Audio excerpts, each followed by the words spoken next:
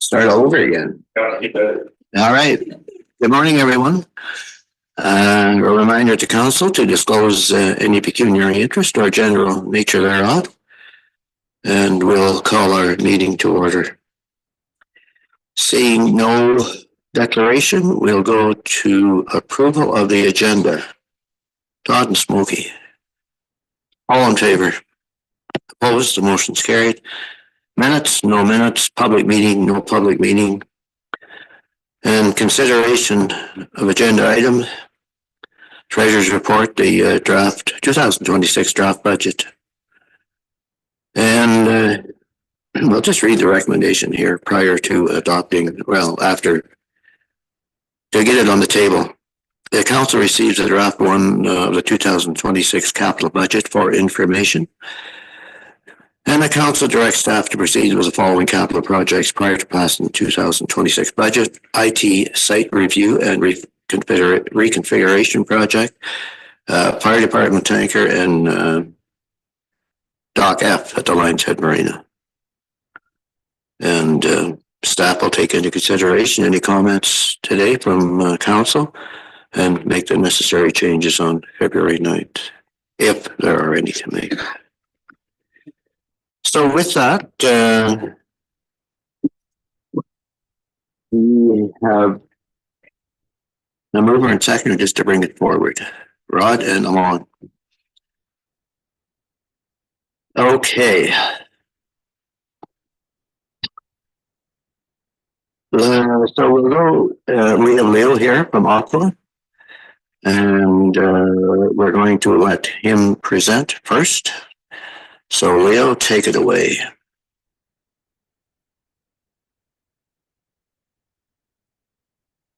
Thank you. Thank you for the opportunity, Mayor McKeever and Council. Did you want me to go through our detailed capital recommendation list, or I noticed that you or that staff here basically presented just a summary of recommendations on. So sorry, Leo. So we have the summary here. Is that what we have? We have 1 to 5. Pages 1 to 5. Is that the summary? I wonder. The summary would be like the PowerPoint presentation. Okay. So we have the numbers and okay, and the and what it's for, Leo. Okay. But like what is in the other that you have there? It's just the staff essentially summarized my budget list. So I'll just go through quickly, and if you guys have questions, just basically stop me and we'll go from there. Can I ask also if any of this is in this big book that we're mentioned that? Okay. The Aqua presentation is in those long sheets. Okay. Yeah. Right here? Yes. Okay, thank you. That helps. We'll start with the in order. So start with the Lions Head low lift station. So what we refer to as a low lift station is where we pull water from the bay at the marina. So on Green Street. We budgeted $5,000 for the intake inspection that's out in the bay. Run low lift pump overall replacement, so for $5,200. Standby power generator maintenance. So our staff, typically in-house, we do annual maintenance on your gen sets. So basically oil change, filter changes, greasing and whatnot. But once in a while, I'll bring a third-party contractor in just to do basically like they're specialized in those diesel motors and the electrical components. So essentially, that would be to bring a third party in. and other maintenance, for $5,200. And then going to the, Lions Head water treatment plant portion. So the membrane, Just before you go, so the high, is that high, medium and low priority or what is that? Or what's the H, M and L stand for in the, so, high would be high priority. okay. Medium, would be, yeah, medium priority. Good, thank you. Okay. So Lions Head, on Lions Head section, basically, Lions Head water treatment plant. So we've got, membrane filter cartridges replacement on the unit for 21,500. Tyco valve repairs, those would be on the PAL membrane filtration systems for $4,200. Standby power unit, maintenance. Essentially, we also have a diesel generator at the plant there, so $4,800. SCADA system, PLC upgrade, $64,000. Miscellaneous others, that's just basically for just general maintenance. And chemical pumps, those are essentially chlorine. It's a chlorine dosing panel at the Lions Head water treatment plant, where we have a duty and standby dosing pump with the panel. So $30,000 for replacement for this year. Lions Head distribution system. Main isolation valve replacement, $4,400. Miscellaneous others, so that would be just essentially the purchase of water distribution parts that we need to do repairs, either water main repairs or sometimes or more often than not water service repairs. Replace 2-inch water service, feeding 26 and 28 Helen Street. Budgeted $20,000 for that one. That's not done yet, Leo, is it? That's not done, Troy? It is done. Okay, good, okay. Yeah, good. It's now completed. I don't have the final cost yet. But yeah, we were kind of That was a bit of an issue. kind of sort of forced to get that one done.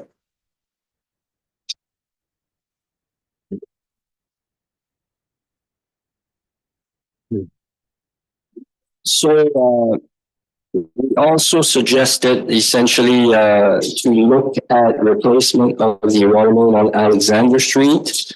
That one obviously would require some engineering, and essentially we basically concluded that we should start looking at planning on replacing that one also. So I have no budget for replacement on that one, because that one would be significantly more so. So then Tommy, that ends it for the distribution system in Lions Head. Tomoe Community Center, just miscellaneous parts, so $2,100. Essentially, then we go to Little Tub Water Treatment Plant, the maintenance for UV units. On an annual basis, like $2,100 for this year, and just other maintenance, $5,400. And again, we don't focus on major investment on those plants, on the Little Tub plant, just to basically look at on long term where the direction that we're headed with the system there. So wastewater. Same for generator, genset annual maintenance, $5,200 on this one. Lagoon aeration system upgrade, 217,561. Sludge removal, 150,000. And other maintenance, 20,400. So removal of the sludge this year, So we had this year in 2025 we had the sludge blanket reevaluated by a third party contractor. They're going to have sonar technology. And looked at the final report, and we're essentially very close to 30% now. 30% of sludge in the lagoon cell number 1. so what does that mean, Leo? 30%? So it means that the capacity of the cell is reduced by 30%. There's sludge accumulated at the bottom represents 30% of the volume of that cell. So is it good, or is that you have to start doing something now? Yeah. So Aqua, they have a corporate. We have a working group that look at lagoons. And the recommendation, essentially, our best practices for lagoons, a recommendation, their set limit is 30%, where you should start looking at managing or removing the sludge at the bottom. So, what also another indicator that we would go to that direction in our case, and you'll see in the annual report for the Pecuniary wastewater system, we have exceeded a few times the dissolved oxygen limits this year at the lagoon. So it is where we're now at a point where we should move forward with the management of the sludge. So Leo, what do you do with it? So there's a few ways to approach that. So the last sludge removal project that I managed, it was in Wyerton. In that case, we ran the blind. So essentially, they pump out the sludge from the bottom. They dewater it, screen it, and they apply for NASEM plans. So essentially, NASEM is they apply for permits to. It's essentially non-agricultural application of waste, non-agricultural waste on agricultural land, and that approach is the cheapest approach, or the less expensive approach, and typically farmers look for that product. The challenge is to make sure that it's done in the right time of year, and that farmers have available fields for it. But typically farmers look for that. Another approach would be just for that reason. So do you advertise, or how do you find out if people are? So the way that we tender out those projects. Okay.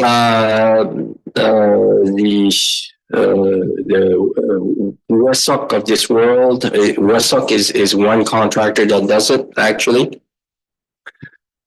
So part of the tendering process, they have to they have to, when they submit the proposal, they submit a price. Typically, what we do is we request a price per dry bone ton. So that they don't just haul water and charge for water. And typically also when they submit their bid includes they have to set up their own mason plan. And they basically have to find the fields. Okay. Yeah, Rod. Yeah, in other years, I noticed that the sludge would be taken on site and just taken to the back 40, so to speak. Have we reached the point of sort of saturation to do that? Could you repeat that? Well, I remember being out there in other years when they scraped the sludge off and they just took the sludge back behind to the back of the behind the cells and then just put it out there. Yeah. Okay. Yeah.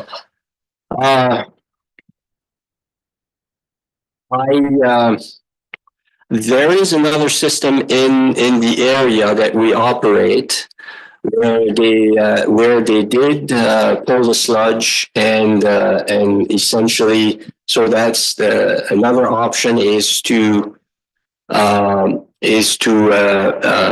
dewater on site. So essentially store in they're essentially stored in giant socks. And then when it's dry enough, the waste is then hauled and disposed of in either on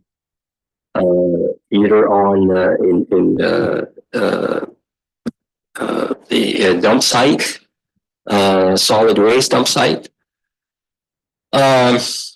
But I've seen locations where the solids have been left on site. But I think through it would be probably difficult these days to get permission from the Ministry of Environment. Do you think it could? Oh. Jason, keep that in mind. Yeah. You think it could be used as landfill cover, as if we're closing down St. Edmunds? Right. Yeah.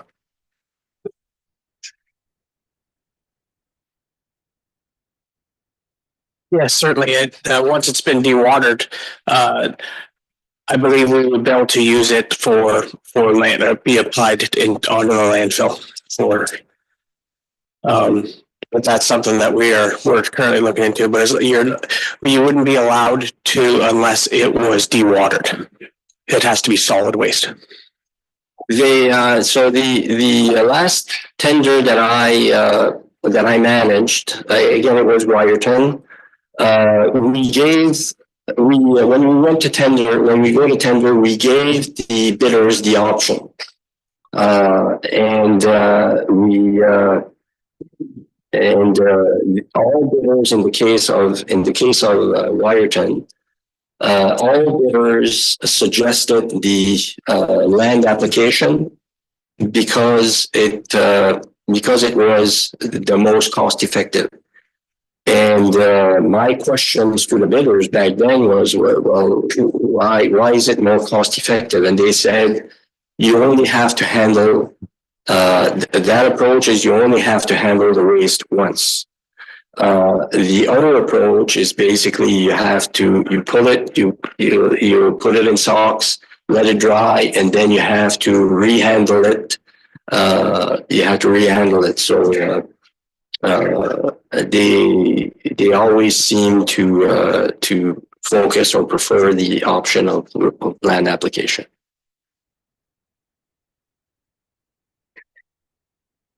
Just remembering another lake, but I mean, the public's come a long way, but yeah, we still have to you know, a large farmer is probably more acceptable than and on the landfill where even though we know that the tests have been made or whatnot, there are, you know, still skeptics and people in the area. So the more we can do, even though we know the process is safe or whatever, to keep it to a large farm area, would just be my opinion at this point, but I'm sure you have history in that.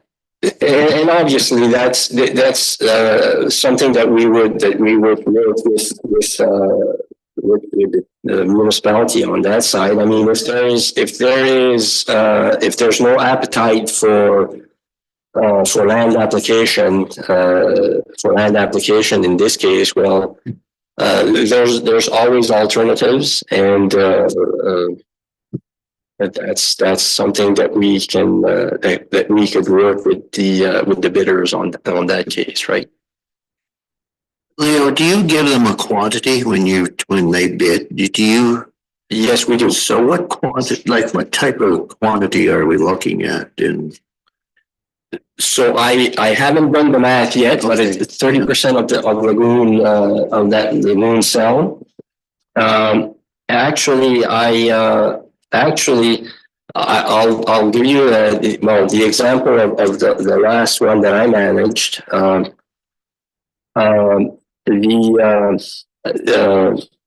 We basically estimated the volumes.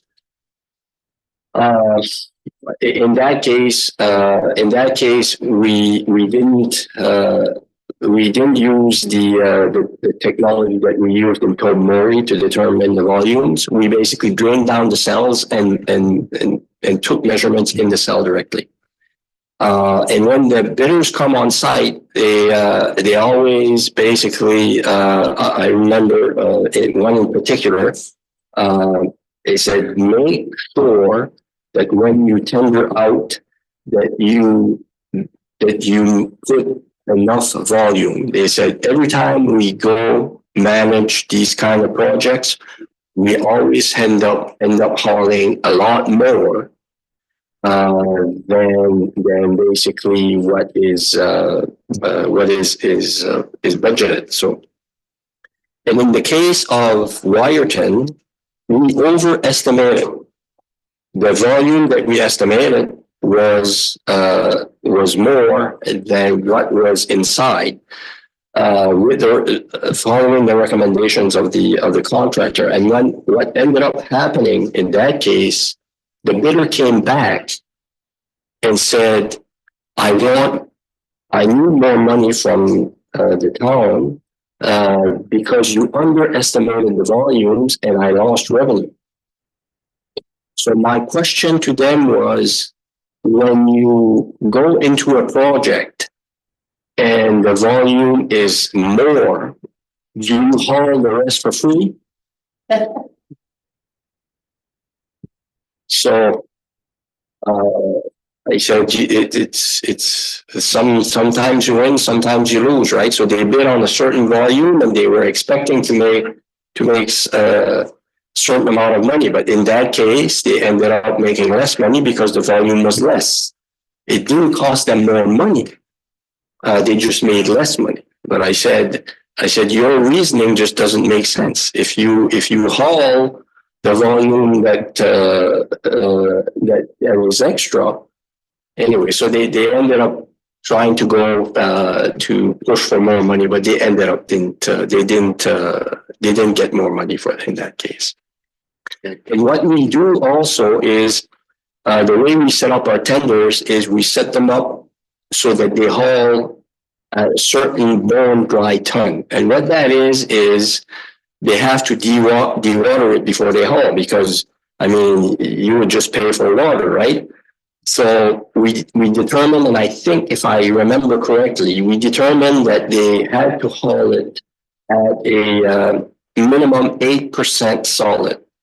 So what they had to do was every load, they had to take a sample, send it to the lab for analysis. and essentially haul it. So, and what we did, to make sure that they followed the bill right ton, we also took a sample.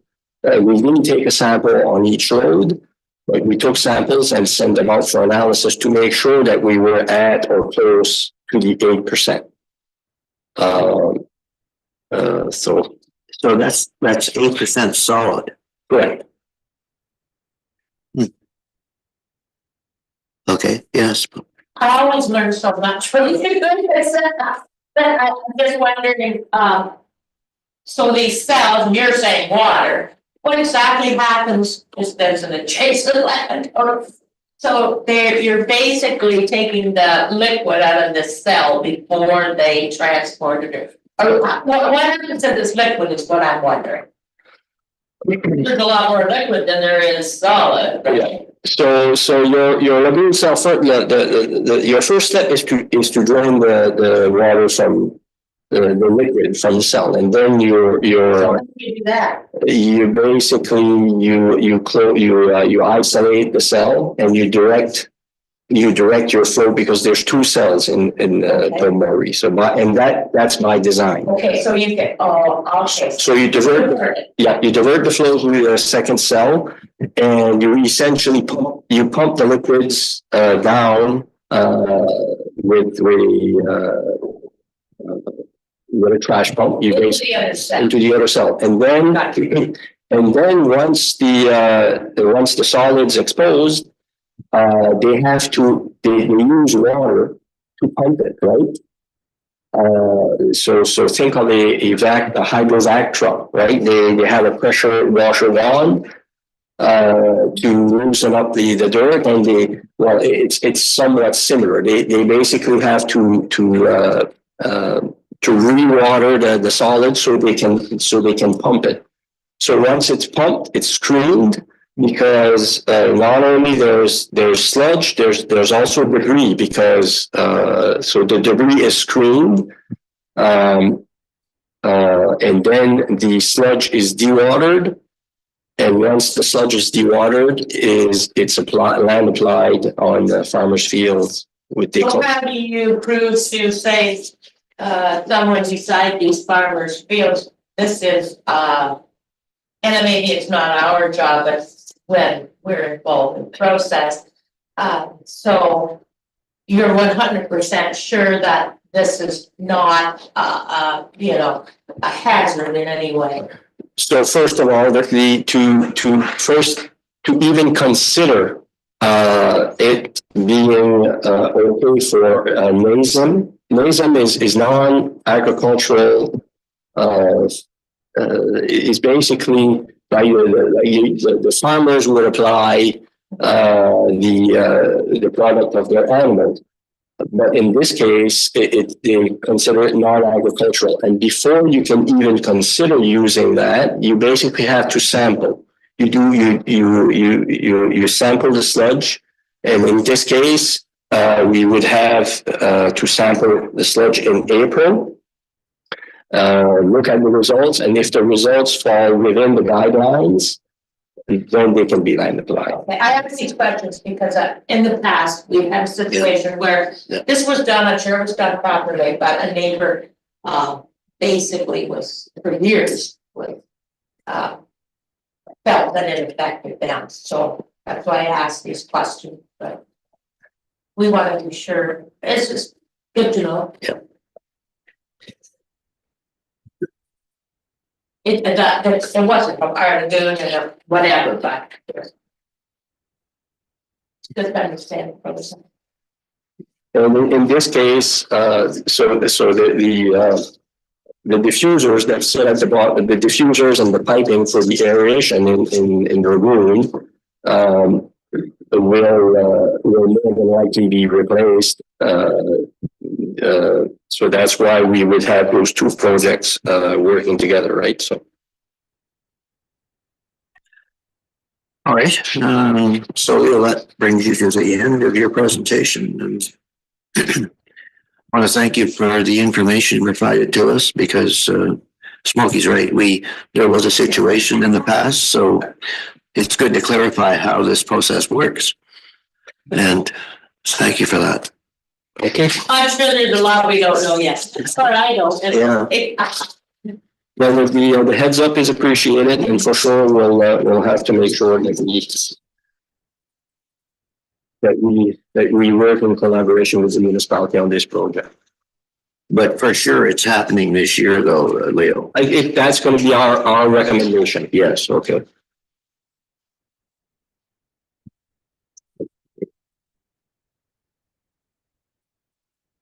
Even though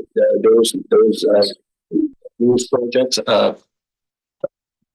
appear on the capital project, that scale size project, I would basically I would seek permission from the municipality before going forward with such a big project. So. Leo, just one other question, and it's on the Lions Head one, and that's $64,000. Like, how often does that happen? It hasn't happened yet since the plant was built. Okay, yeah. I'm on? Similar question as well. Just these two big budget items, the aeration system and the sludge removal. Like, how often does that need to happen? Like, when should we budget for the next one? Just because they are so expensive. So typically, I'd have to look at when this I'd have to look at when this system was designed, but typically the lagoon system is designed so that the sludge would be managed would be removed essentially every 20 years. Yeah, typically. And those aeration system upgrades, would that be good for life, or? So if I remember correctly, that project that we got that project quoted. I think it was 25 years. That Thank you. All right, Leo, on behalf of staff and council, thank you for your presentation. Thank you.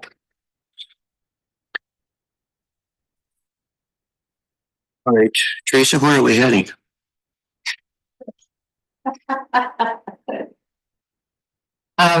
So today we're going to go over the capital budget.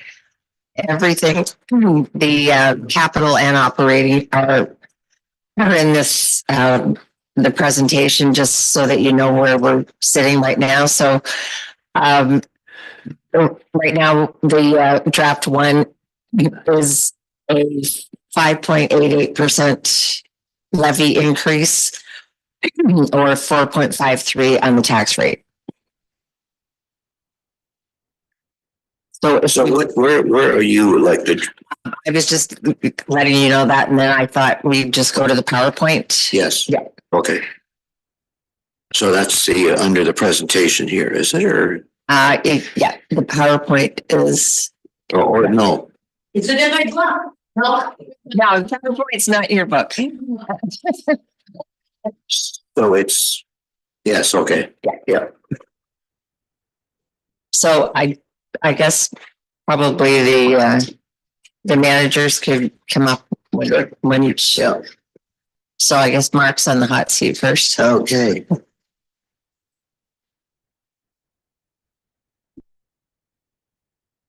See if my poor old Frankie. My tag can be in there. Good morning. Mm-hmm. So one of the first slides here in the PowerPoint presentation is referring to council chambers modernization. As well as the front office and kitchen areas. So we are looking to replace carpet flooring in the main front office area and down the main hallway. It's beyond its life and is showing quite a bit of wear and stains. Cannot really be renewed or brought back to life from heavy duty cleaning. So it's in excess of 10 years old. To get more than 10 years out of a carpet, you're pushing the limits, right? So as well, we have quite a few new staff the last 2 or 3 years, and as part of workplace or workspace evaluation and conditions, a lot of the staff are seeking conversion of desk to stand up powered desk. So if you could sit up or stand up or sit down and then change your position. So that's from an ergonomics standpoint. So if we're going to do flooring and consider changing furnishings, it's an ideal time to do all of that at the same time rather than to have to move everything twice. The same type of scenario applies to council chambers here in terms of potentially changing the layout for council and for staff to bring staff from back here in the corner out front so that we're all visible all together. So that involves obviously the setup of tables different than what we currently have, as well as renewing our seating to make sure it meets accessibility standards and such. And some of our chairs are wearing more than others, so upgrading or replacing our chairs for around the table. So quite a bit involved there. It also involves the council kitchen. The cabinets are, some of the doors, hinges, and the shelves are starting to show signs of wear and tear. Some of the shelves are sagging. So it's not something that you could just easily tighten up a screw here and there. Consideration of replacing the cabinets in the kitchen as well. So any questions on those 2 items?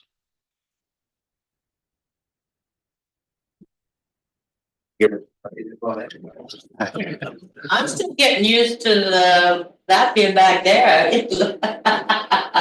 So it will also involve a refresh of paint, changing those closet doors, potentially doing something different with the TV stand there. So working with IT.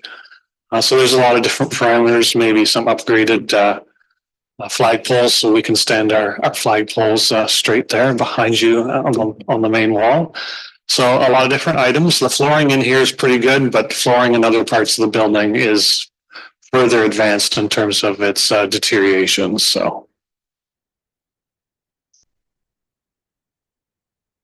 Okay. Am I staying for the other park stuff further down? Yeah, like we'll Okay. kind of follow the slides. Okay. Yeah. All right. Thank you.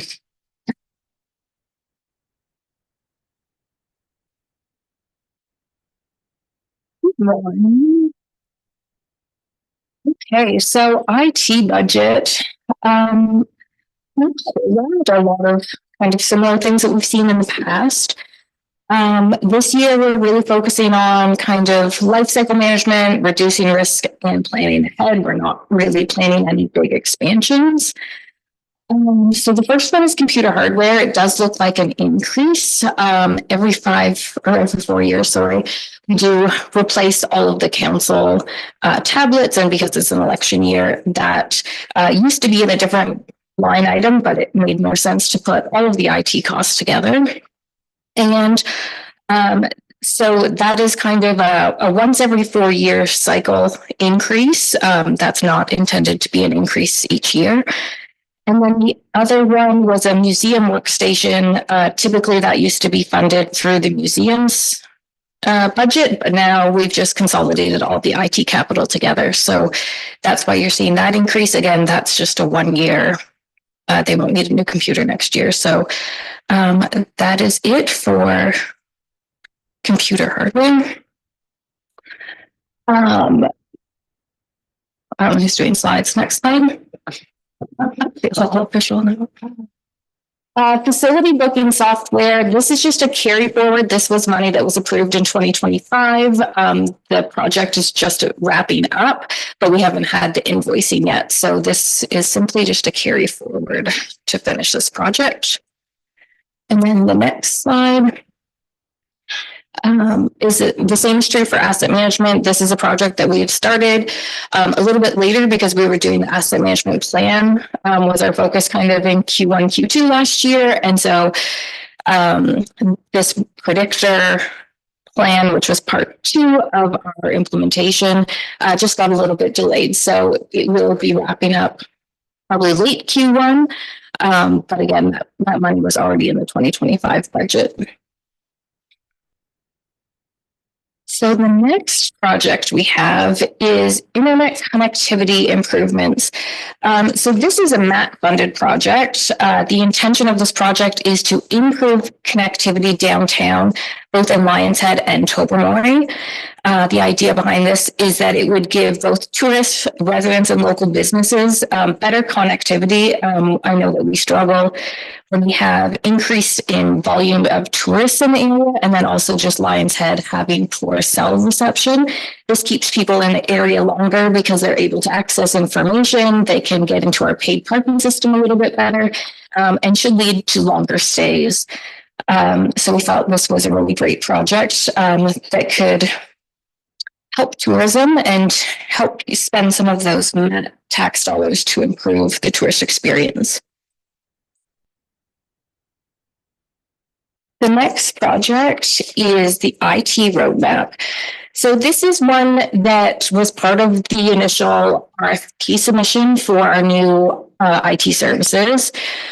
We felt it was really important to have an IT roadmap. We've done considerable investment since 2021 into IT upgrades and implementing new softwares. And it's time to kind of just take a breath, look at what we've done, what can we use better, what things are we maybe not using well enough, and what do we need to plan for the long term. On this one, I would note, so part of this is tax funded, part of this is MAT tax funded, because we are going to look both at services that we used for residents and tourists, as well as internally the systems we have in place. Another really critical part that you're going to see when this comes back to council is that our biggest probably investment looking forward is that Keystone, which is our financial software, has announced an end of life. And many municipalities are kind of in the same spot of we have this thing that we've relied on forever and is very cost effective, and no solutions are quite as cost effective. So it might be something we want to start not just planning for, but putting a few dollars aside each year to kind of, so it's not such a hard hit. It's in like a 6-figure range for replacements for the implementation, some of them. So we've kind of just took a seat back and we've watched what other municipalities are doing to try to see some wins or maybe some things that haven't won as well, so we can try to avoid those. But we are planning ahead for that, but it will definitely come up on the roadmap. So just how big a hit is that? We really try to do everything we can to minimize the impact. And it's just a matter of Keystone does so much for us. We use it for utility billing, for property tax billing. It does have the capability to do building permits, but we have moved that to cloud permits. So that's not quite as important. We do our animal licensing. We do our lottery licensing. There's just so many factors that are in the one software. And, every municipality deals with the exact same kind of services and problems, but there is no great replacement. The current vendor does have a taxation software, but it doesn't do all the other things. So it's a matter of what can we already do with the other things that we have. So Cloud Permit does do MAT tax and licensing. Could we move animal licensing and lottery licensing there? I'm not sure.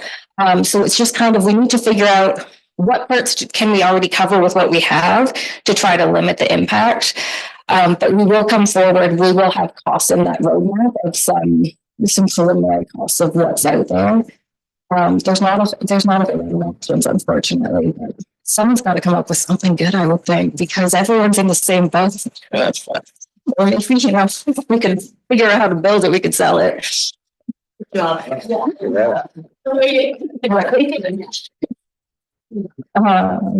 Okay, so that's the roadmap.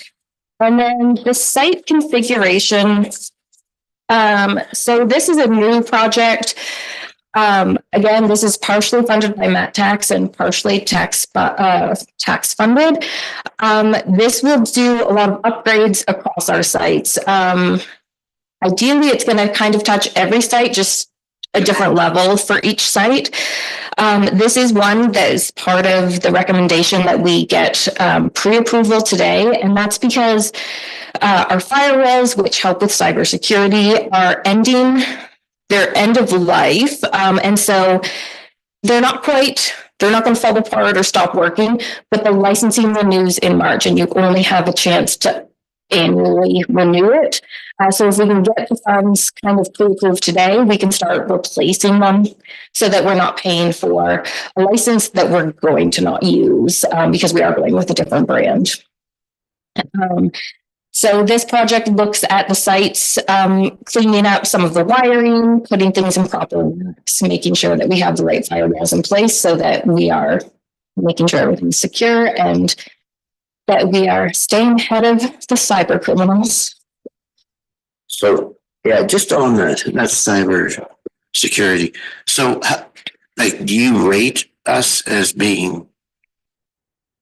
We continue to beat every test that we've had. So we test monthly for, if what risk level we're at, and we are at a very low risk. We haven't had any attempts for, the criminals. We do get some phishing attempts, and that definitely happens, but our staff have done the training every year, and they are really good at picking out what not to click on. Some of our competitors or even our software that we use, they haven't been so fortunate recently. So I think we're doing a really good job. We've kind of mixed a lot of educating our staff to make sure that they're being aware. We're doing continual monitoring on the dark web to make sure that our credentials and our IPs and everything are safe and secure.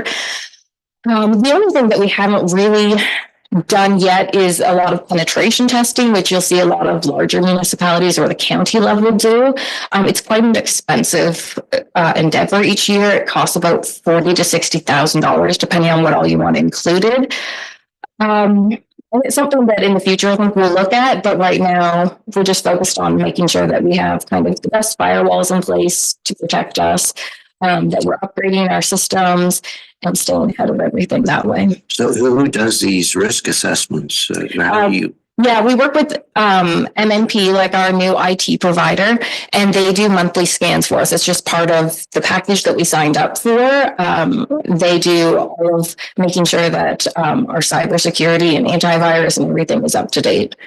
So they provide us with a monthly report just to make sure that we know kind of where any vulnerabilities are. If someone does click on a test email, we find out about it, and we just help educate our staff. Okay, good.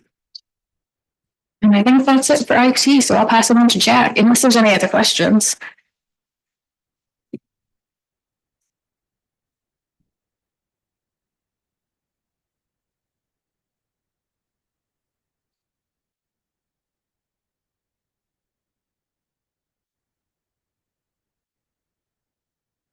Morning. Our first project for fire services is bunker gear replacement, and this is a continuation of our annual bunker gear replacement. We've had really good success with Starfield Lion as our service provider for our gear, and we'll continue with them this year for that replacement. Jack, is that every year? Yeah, Every year. yeah. So we still have some firefighters that are not in new gear, gear that's either right at the expiry date or very close to the expiry date. The concept is over the next 5 years to get close to having 2 sets available for every firefighter. We've had a number of fires where we've had 3 fires in a day. Once we have a fire, we're taking that gear out of service, we're washing it, and it doesn't go back into service right away. And we're taking old gear that's expired, putting it on firefighters to fight another fire.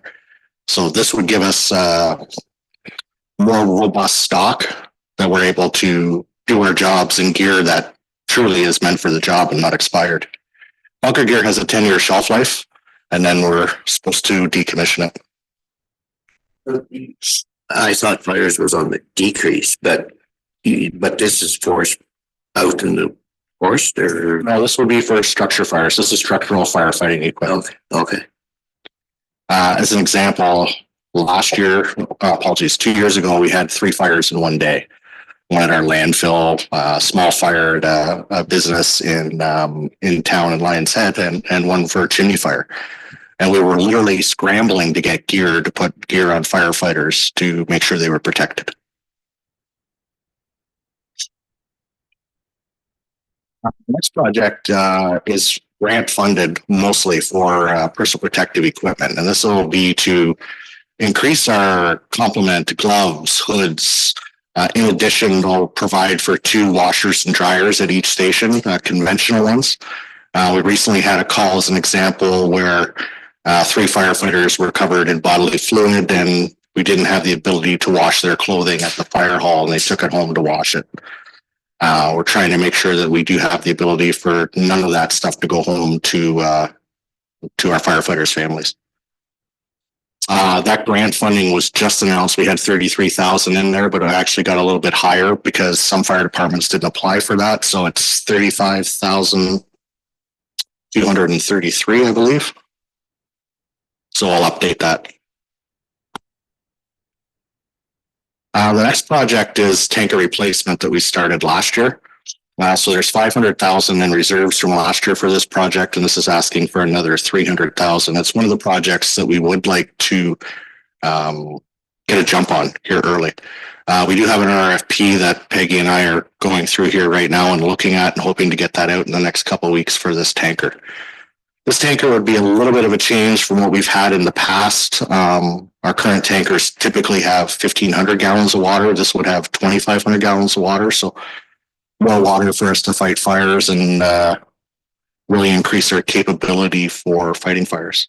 In addition, this truck will have an articulating nozzle on the front, so we can actually fight fires from the cab of the truck for lithium-ion car fires, grass fires, and protect our firefighters without exposing them to smoke. Delivery date, Jeff? Pardon me? Delivery? There are some that are currently available that could be here very quickly. Oh. Last year, the fire truck market was very turbulent. I don't know how else to describe it with tariffs. A number of my colleagues were receiving bills for 25% tariffs on trucks that were being delivered. So we were very cautious last year and not going too far with it because I truly didn't want to come back and ask for another 25% tariff charge for a fire truck. So while that was happening, though, a lot of fire truck manufacturers were still building trucks. So there are some that are currently available that would meet our needs for a quick delivery. Still 800 or is it? Yeah, it's in the 800 range. And just one quick question. What's going to happen with the old truck? Is there any resale value on that, or? That's a good question. I have talked to some of the manufacturers that we are currently looking at, and they're willing to purchase tanker 25 and do a trade-in on the truck. So I'm hoping that that's the case. And one manufacturer said they would give us what we paid for it 4 years ago, which was 18,000. We got a good deal on it, so it'd be kind of a wash at that point. So it'd be a good 18? It was 18,000 when we purchased that truck. We bought it used. Wait. It's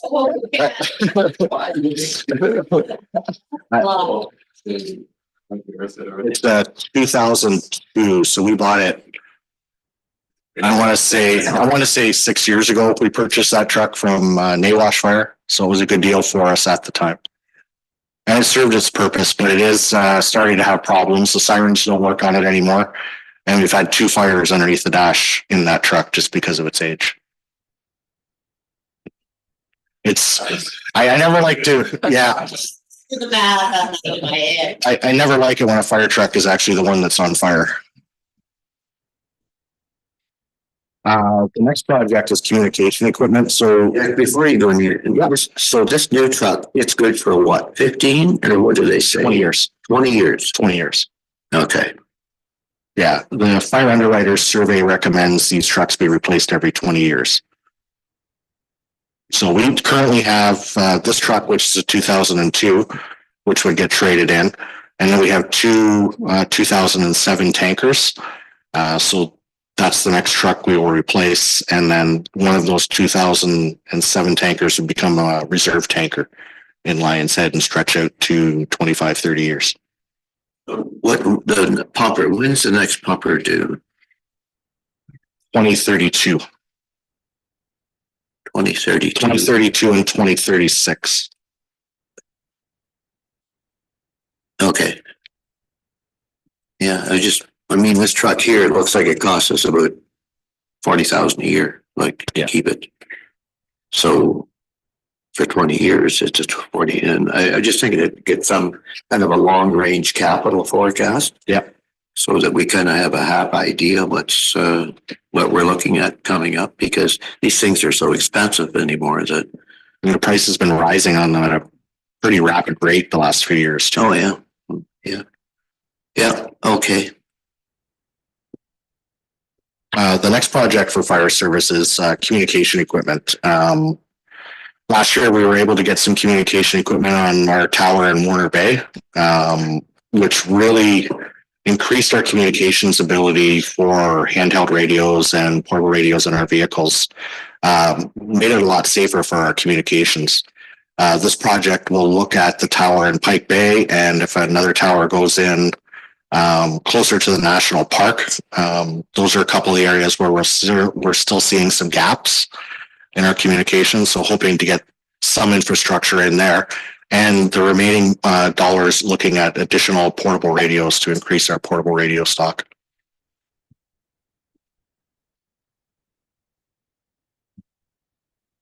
No. Oh, and I'm sure this has been looked at, but just to go back, the tanker replacement, there's no funding anywhere within the province or anything for. No, Why don't we just build the national park and just for half and saw what that cost? I can send the bill. Well, I mean, we have talked about the fact that because we are investing this kind of money in our fire department, you know, that it would be very good relations if we received some help. But anyway, that's just a comment for the minute. Thank you. I apologize for the interjection. No, I appreciate your interjection. The next project is diesel exhaust extraction. So one of the, I have one quick question on communication, Jack. Do we have sat phones as a backup? no, we don't. I have looked at those in the past, and I haven't found one that was cost effective for our needs. The increase in tower coverage that we got from that Warner Bay tower, and we've linked both our towers, so truly I can hear Tobermory and Lions Head now where I couldn't hear Tobermory and Miller Lake, right? So we've increased that capability quite a bit. Having something in the Dyers Bay area and the Pike Bay area would really solidify our coverage that way and minimize the need for sat phones. But it is something that we continue to look at, and if there's a real cost-effective option out there, we would pursue it. Because there are some challenges, especially in our provincial park and national park, where we get into some areas where it's very hard to communicate. I notice sometimes with Rogers that is available. Yeah, and then the new iPhones have capability for satellite communications too, is something that we'll be looking at as well. Thanks. Just a note on that, I think they're thinking that everybody with a cell phone will have sat phone capability in just a couple, 3 years. So, yeah. Yeah, I'm looking forward to that as an option. The last project here for fire services is diesel exhaust extraction. So Ministry of Labor has been doing a number of inspections in fire halls based on the cancer prevention checklist that came out a couple of years ago. One of the things that they're really pushing is the ability to remove that diesel exhaust from your fire hall so your firefighters are not being exposed to it. We're looking at an option similar to what's in the picture here, where it would be like an air handling unit that would remove all the exhaust. There's other systems out there where literally drops would come down from the ceiling and hook onto the exhaust pipe and disconnect as you're going out, that are considerably more expensive than this option. So based on the research I've done, I've talked to a couple manufacturers, and it looks like this is a more cost-effective way to literally remove the air from the fire stations and bring new air back in that's clean, get rid of that diesel exhaust. Jack, what do we have presently? There's something, isn't there? There used to be in Tobermory, that was removed prior to me becoming fire chief. Oh, There was an issue with it and, it never got fixed. It was just removed. So I don't know what the issue was. I know when I arrived, it was taken out. and there was never anything in Lion's Head? No. Okay. Yeah, we do have some monitoring equipment in Lion's Head, but nothing for diesel exhaust extraction. Count. You want to go? Yeah. So I do have one other project here, and Teresa's saying we should go down 2 slides. So this project is literally just the finishing of the installation of Lion's Head for the generator. So that work's about half done at this point. We're waiting for Hydro One to approve the plan for the 400 amp service coming into the fire hall in Lion's Head. And then the generator work will be done, but the contractor has most of the infrastructure in place, just waiting for Hydro One to bring it in. So this project should be done by spring.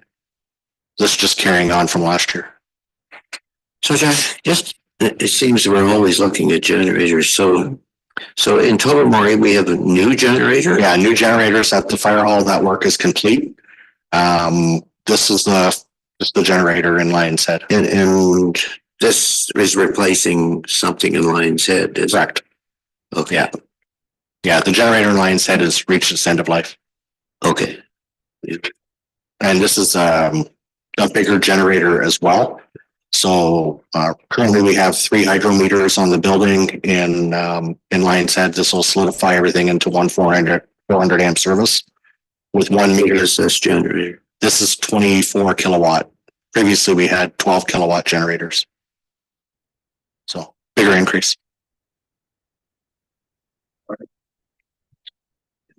Yeah.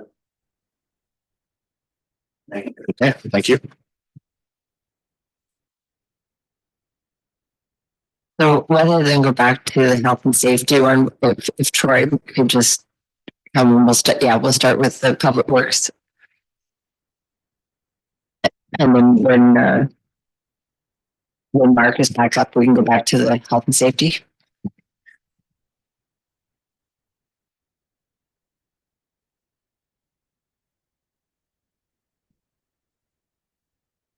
Morning, everyone. So our first item on the capital list is our tire and chip resurfacing. We have $500,000 in for that item. So every year we try to do about 17 kilometers of road. It's just a maintenance to keep to crack seal the existing pavement to preserve what we have there.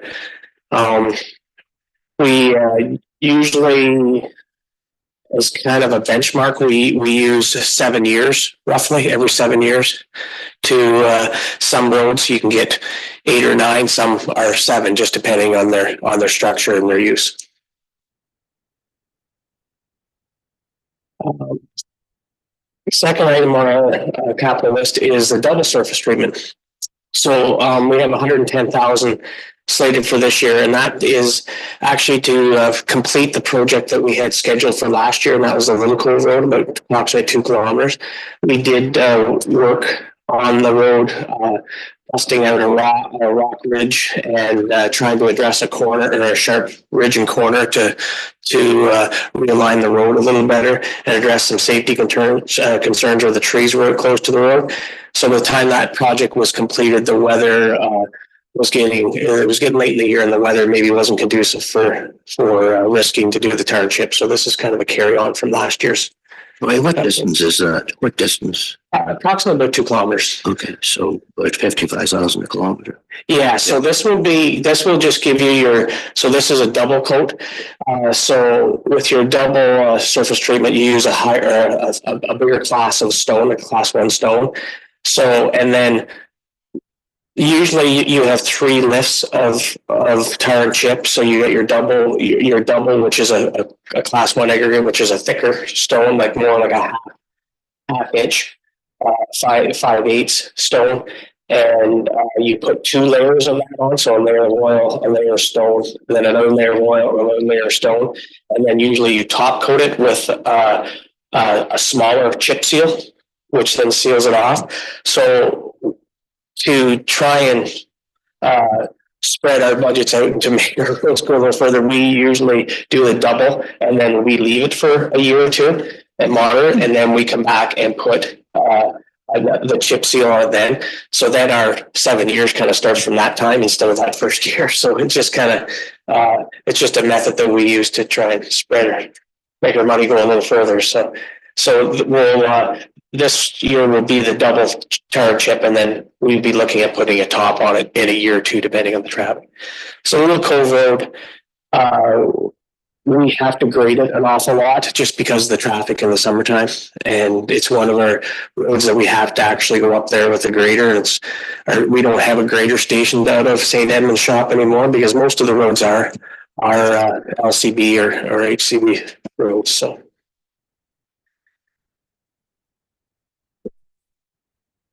The next item is asphalt, and this more or less is just patches that we have to do for throughout, like when we change a culvert or there's a water main break, et cetera. Or if there's some areas that break up, that we have to just kind of tear out and repair. So we don't really have a certain section of road slated for asphalt this year. So this is kind of a budget on its own. Usually if we do a road job, we'll include that in the cost of the surface of the road in that road's budget. So.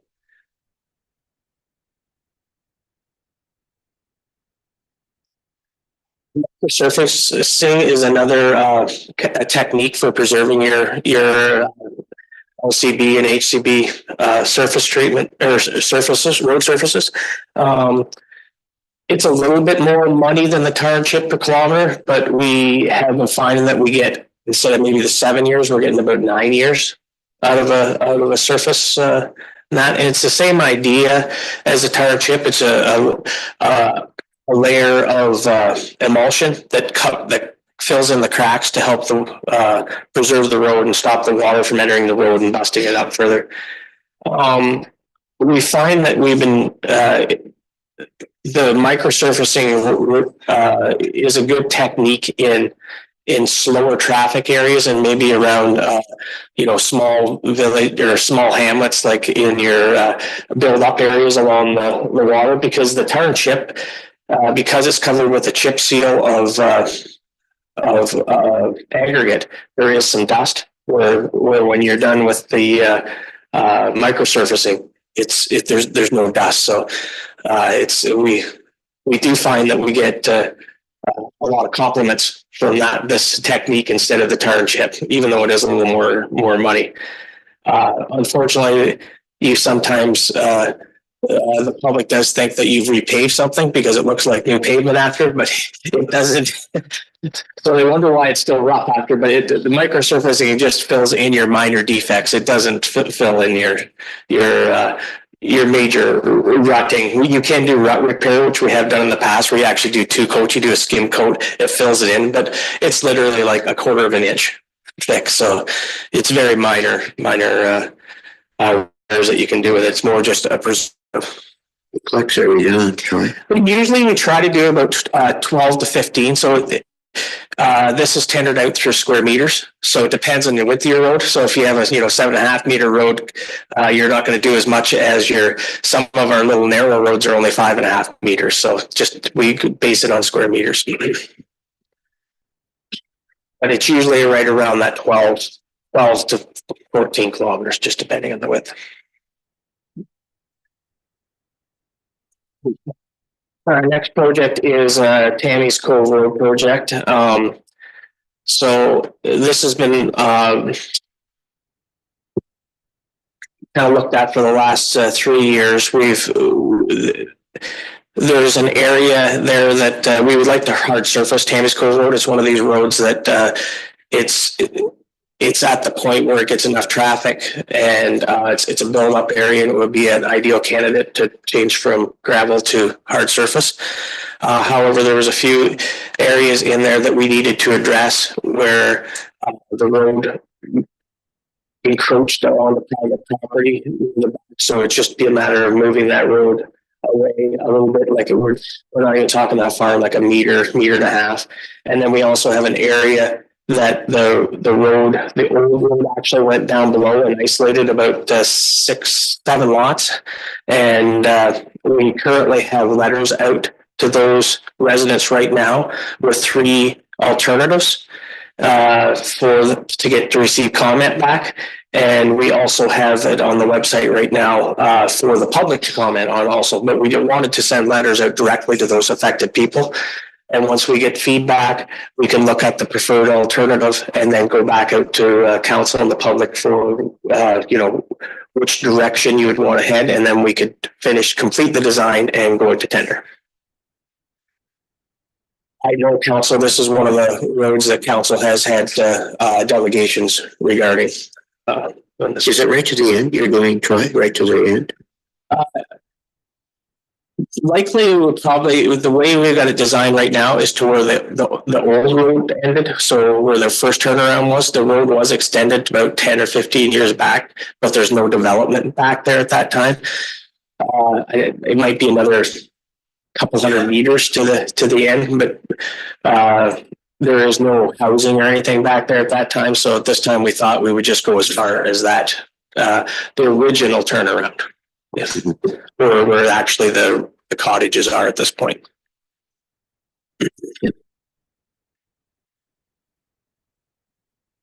Next one we have is North Shore Road. So we have been having some success getting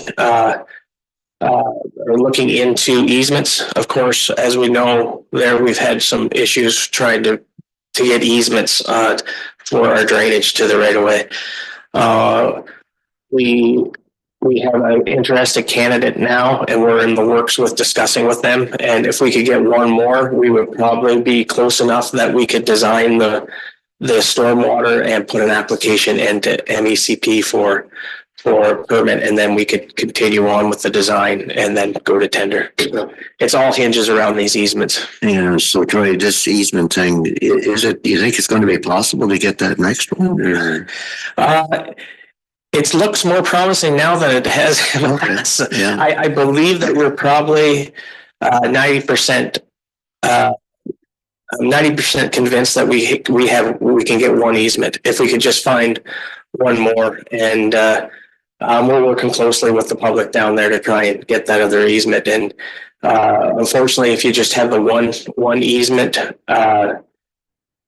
your piping's probably going to be a lot bigger than what they really want. So if you could get 2 easements, you could make 2 smaller outlets, so it wouldn't impact the residents as much. So, but we continue to work with that. So, so this is where we have some money left in here that is coming directly out of that reserve fund for that.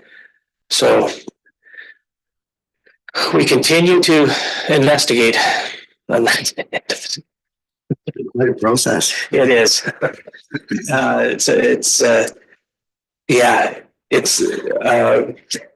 It's difficult when you don't have easements to the lake. And so. Our next project is the Cabot Head Road. Speaking of quite a project. Yes, that's right. This amount of 50,000 is just kind of a token now to get to decide what the options are and to go out with the stakeholders and communicate and see which direction where we're going to head with this. So this amount wouldn't be able to do much maintenance or anything. It's just more still in the investigation stage. So, but it is on the table now, and the letters have gone out for communication. And once we receive that back, we'll be bringing that back to council. Sorry, Troy, just a question. Are there any specific investigations, that need to be done that have to be budgeted for us? For the investigation, sorry? Yeah, Yeah, but so, beyond just public input. so it really depends on what feedback we get from the public first to see how, you know, what direction you're gonna head before you would want to do those investigations to see what areas you're gonna have to look at. So I think we're just a little ahead of the investigation part right yet until we decide which direction we're gonna go. That will have to be, yeah, it doesn't work. I'm always a problem. I'm a problem child with everything. Because you'll have to be really cautious that is not polluted by people that want one situation, right? Like that's gonna be the issue with that, because there are people that will literally try to skew that response. Yeah.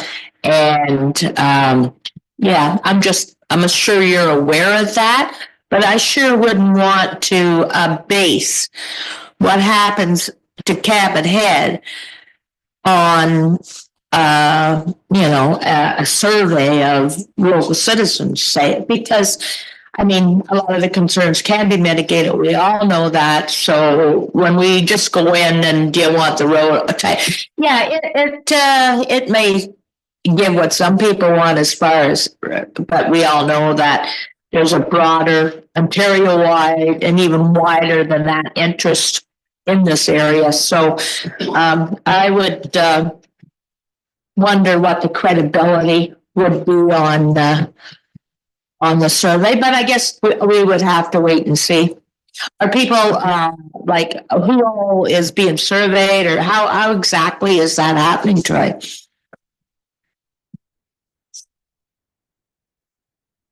So right now, the letters have went out to property owners and any of the friends of the Cabot Head group also, plus our government agencies. The next steps for us is to a public survey. That's going to be on Let's Talk. Some social media campaigns so people are out there. Direct owners of the area. So I'm just going to take some having meetings with the stakeholders. Yeah. Okay, because there, like I said, there's a broader interest here, especially like say through the Chamber of Commerce and just generally.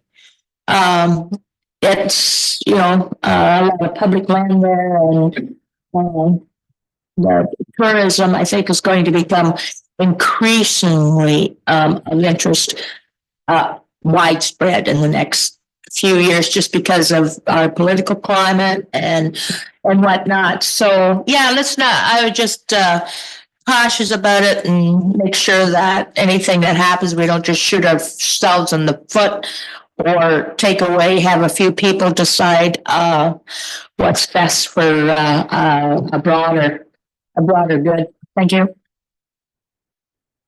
When you say property owners, you mean?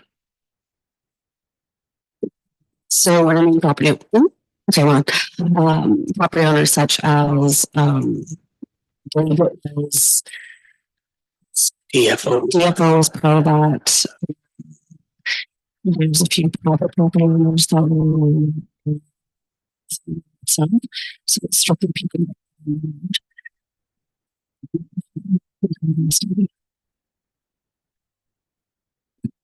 Yeah, I just want to make sure that the association is involved. That's part of the stakeholders. They were part of the Because we didn't contact. Correct. Yes.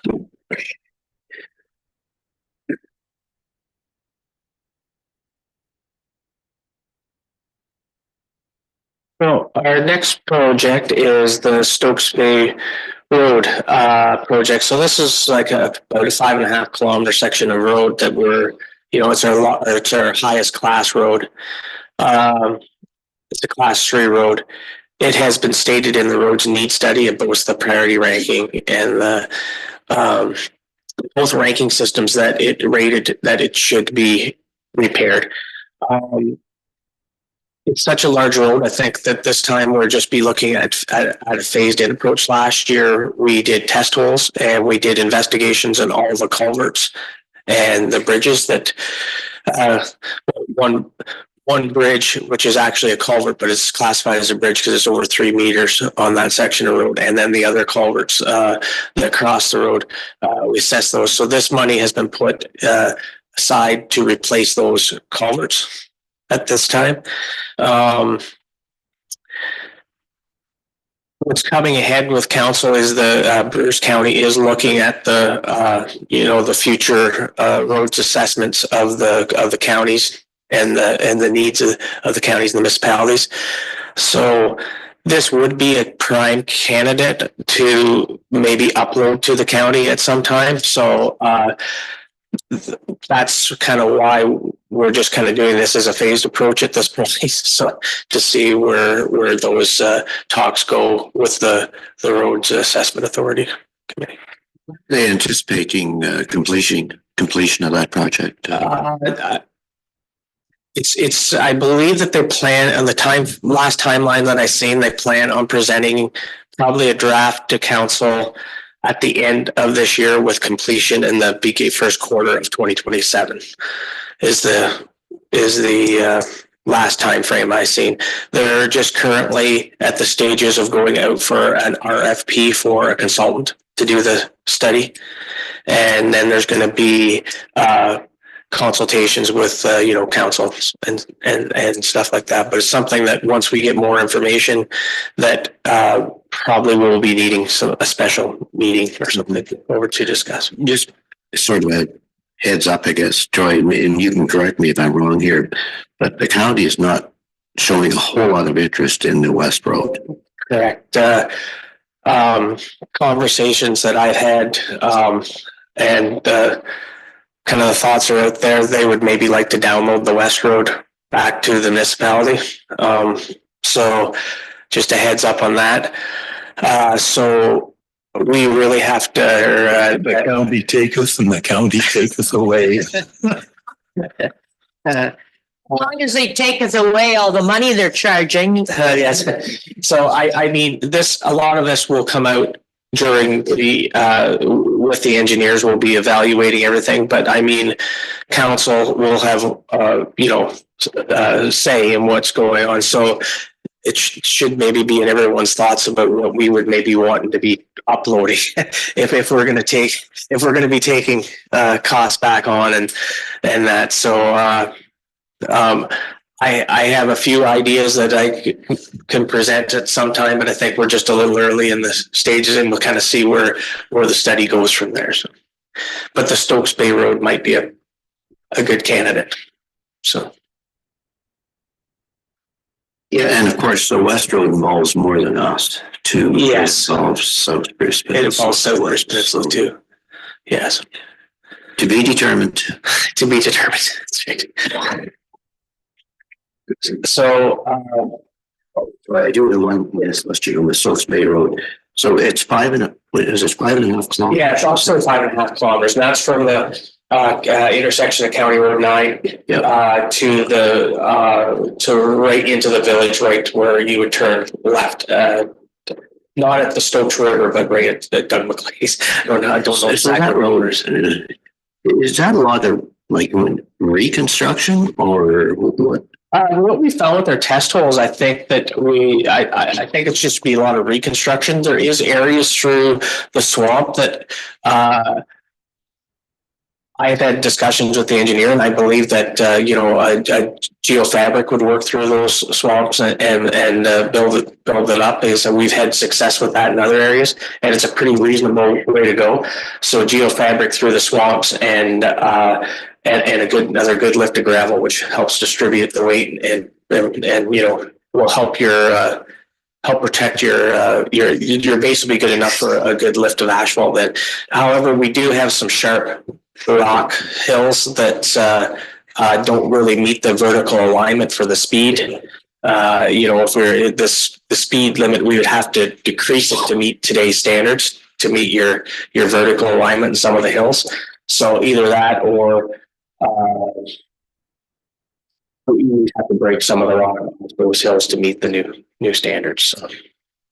So it would be a costly. It's going to be a costly project for that distance and the rock breaking too. The first one is there's about four actually hills that we might have to look at rock breaking. So depending on how much you got to go down and how hard the rock is, that increases the cost for bits. So you can easily get a couple $100,000. Oh, easy. Okay. Yeah. So, Easy. so we get along. Yeah. I do have high level estimates that I can provide to council if they wish, and it might be a good time to look at that when we look at our other.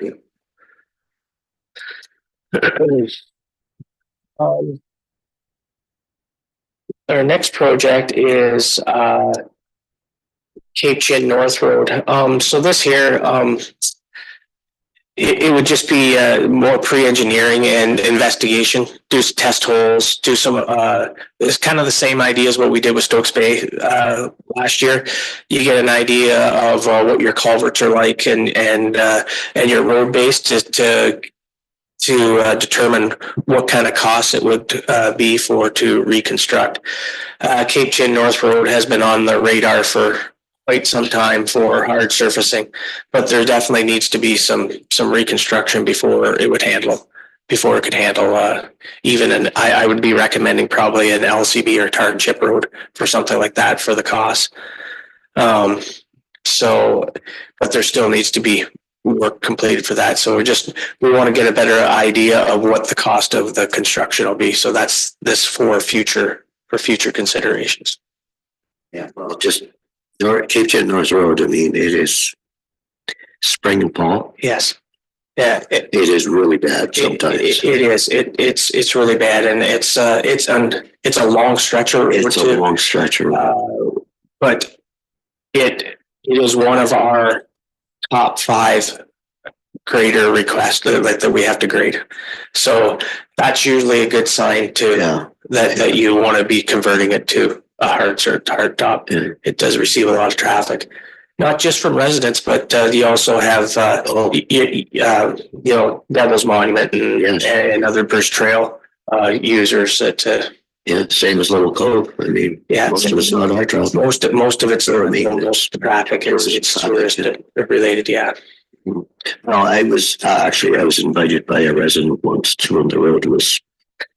They told me to come and look at the road. Yeah. And I thought maybe it was not quite as bad as they were saying, but it was in bad shape. So the sooner you can get out this road, the better, because it's just, and as you said, it's just going to cost a lot of money to do it. Troy, is there any way you can just use an aggregate, like some of those bad lower spots that poor drainage and that?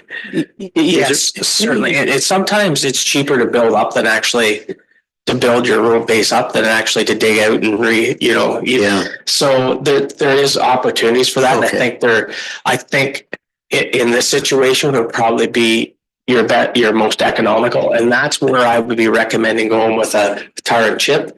A tar and chip road will heal a little better than even if it does heave a little bit in the spring. It'll lay back down, and it's fairly cheap to replace. If you put an asphalt road on something without a good base, it'll just break up, and then you're at that money. So a tar and chip's a little more forgiving for these rural roads, in my opinion. Yeah, well, it's good to see this road is kind of sneaking up. Yeah. Okay. What is the actual distance on that road? Depending on how far you go, it's at least 5.5 kilometers to the base of the hill, and it might be a little bit more than that, but it's over the 5. Yeah.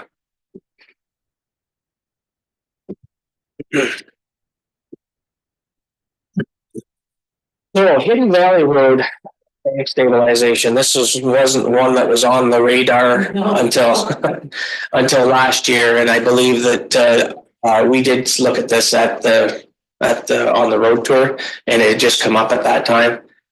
But as council's aware, the road is slipping into the Crane River. So we had an engineer up to look at it, and it's going to need some major bank stabilization to stop it. Unfortunately, we don't have much of a right of way there, as we know, and probably some of this work would have to be completed on private property to actually get your proper slope, and it would also require going into the area of the Crane River, which is going to need approval. So, and anytime you start working in water, and that your price goes up, and this is the cost estimates that we were receiving from that, which is, like I said, was kind of unexpected. Yes. Not on our radar. Yeah, that area right there has cost a lot of money the last. I was just thinking that as well, yes. Yes. Do we really want to own Hidden Valley Road?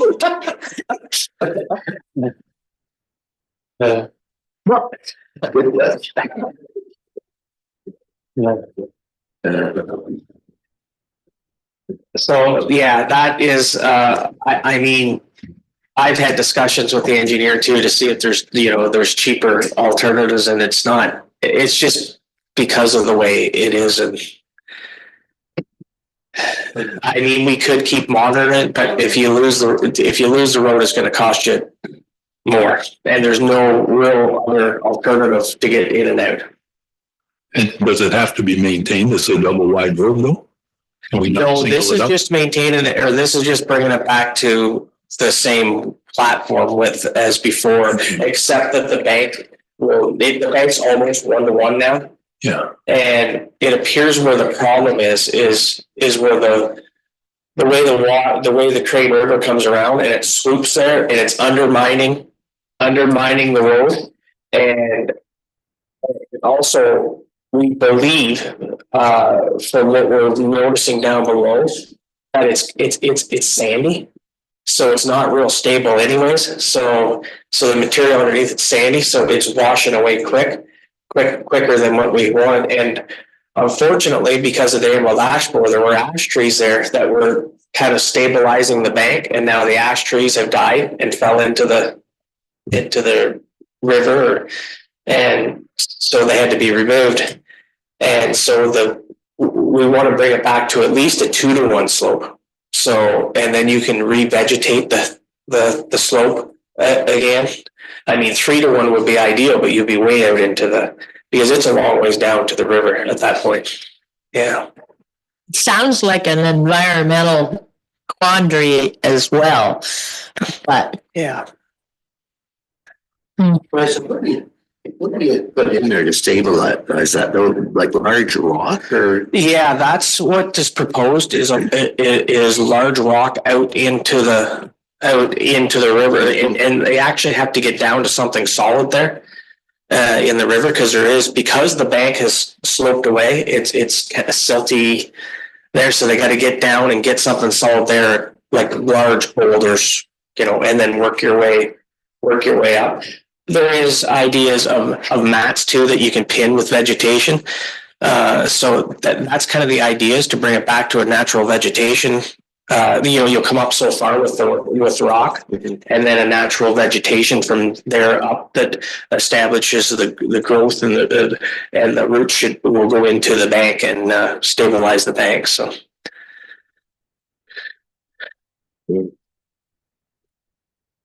Is what it is.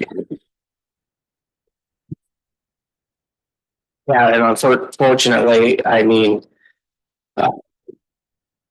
it's not.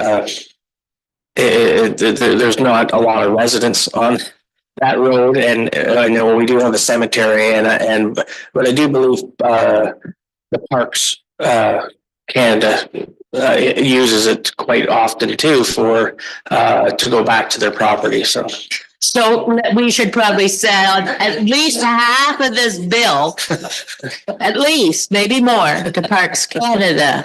Again, for the minutes.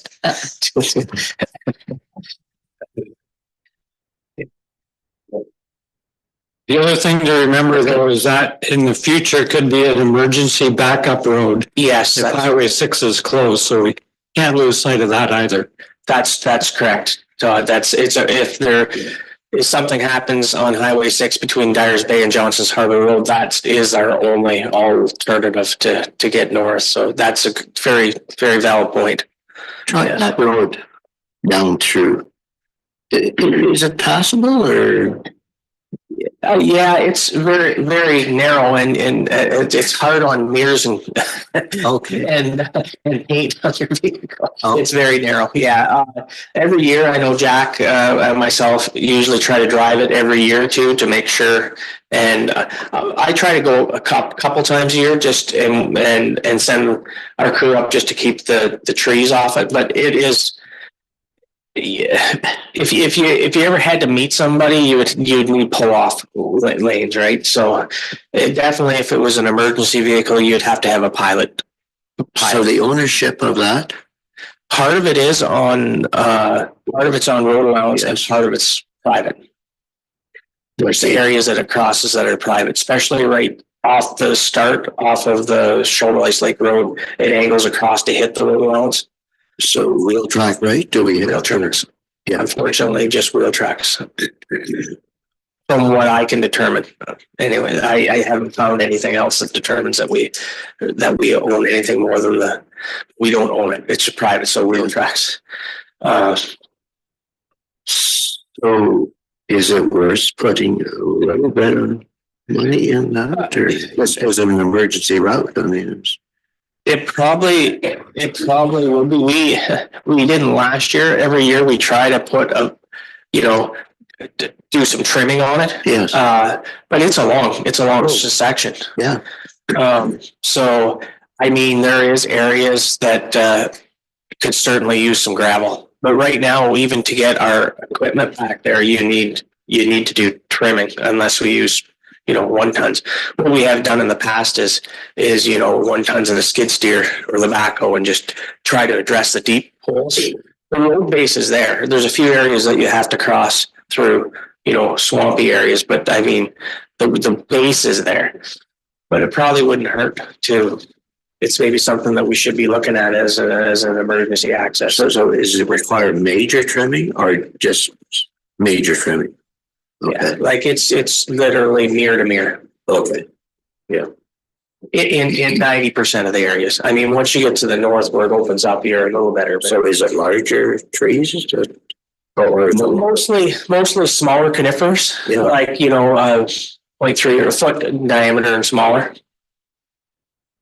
But maybe that might be something that might be a project that we could work on with Parks Canada, because that would be an ideal project that would benefit both.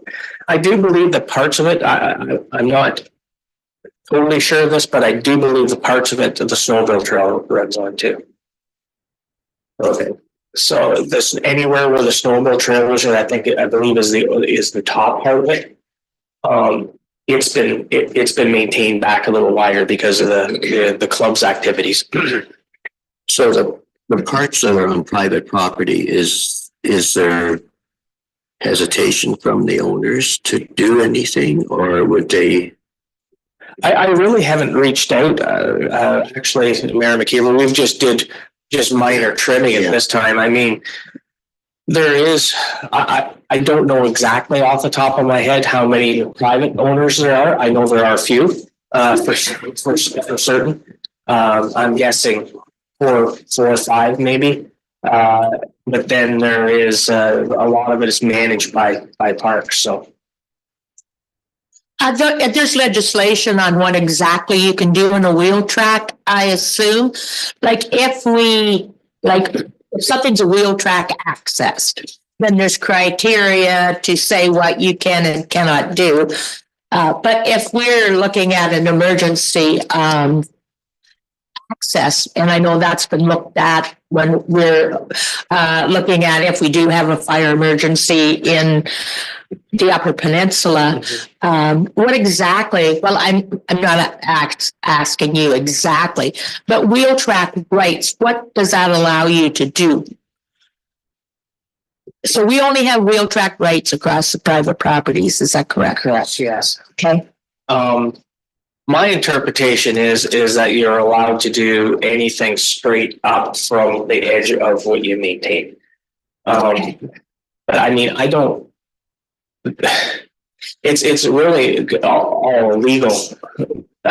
It would all come down to what was decided in the courts. But we need to maintain the maximum that we can, in my opinion, on the wheel track rights across private property, just for future. We don't know what's going to happen anyway. I'll look it up. I could do some more investigation on that too, and on how many private property owners, and quite often there's lots of times that the residents that do own the property it benefits them also. Exactly. You know, so they might be in agreement to look at something like that. It would be a costly endeavor. It'd be something that we'd have to look at budgeting for. But maybe a joint venture with Parks Canada might be, if possible. Yeah, so I like that idea of pursuing that sort of cost sharing thing. And then sort of off topic here, but we're not, because this is almost something we could maybe fold back into this capital budget to do exactly that. See about the possibility of improving it as an emergency access, an emergency road in conjunction with Parks Canada. I get you. With a few more bucks.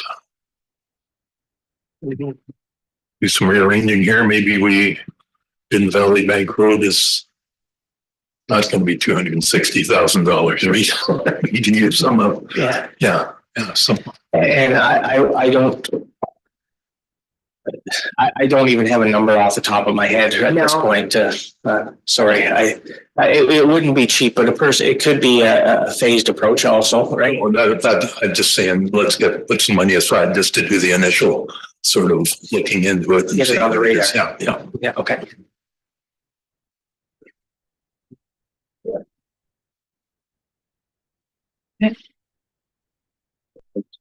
Everyone is in agreement with that price, so Okay. do a little investigating. I certainly will. Our next item is sidewalk and curbs. We're in pretty good shape at Lions Head now after our last few projects. There's always a few trip hazards and things that don't meet the minimum maintenance standards that we'll just continue to try and do on a piece by piece basis. Every year we have to do a sidewalk inspection for compliance. So that's usually what identifies our defects, and we go from there. Tobermory, we have larger, there's a larger scope for it.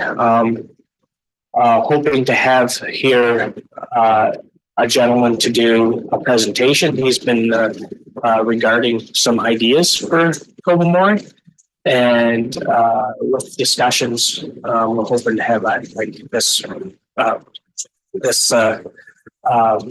March. I'm hoping that.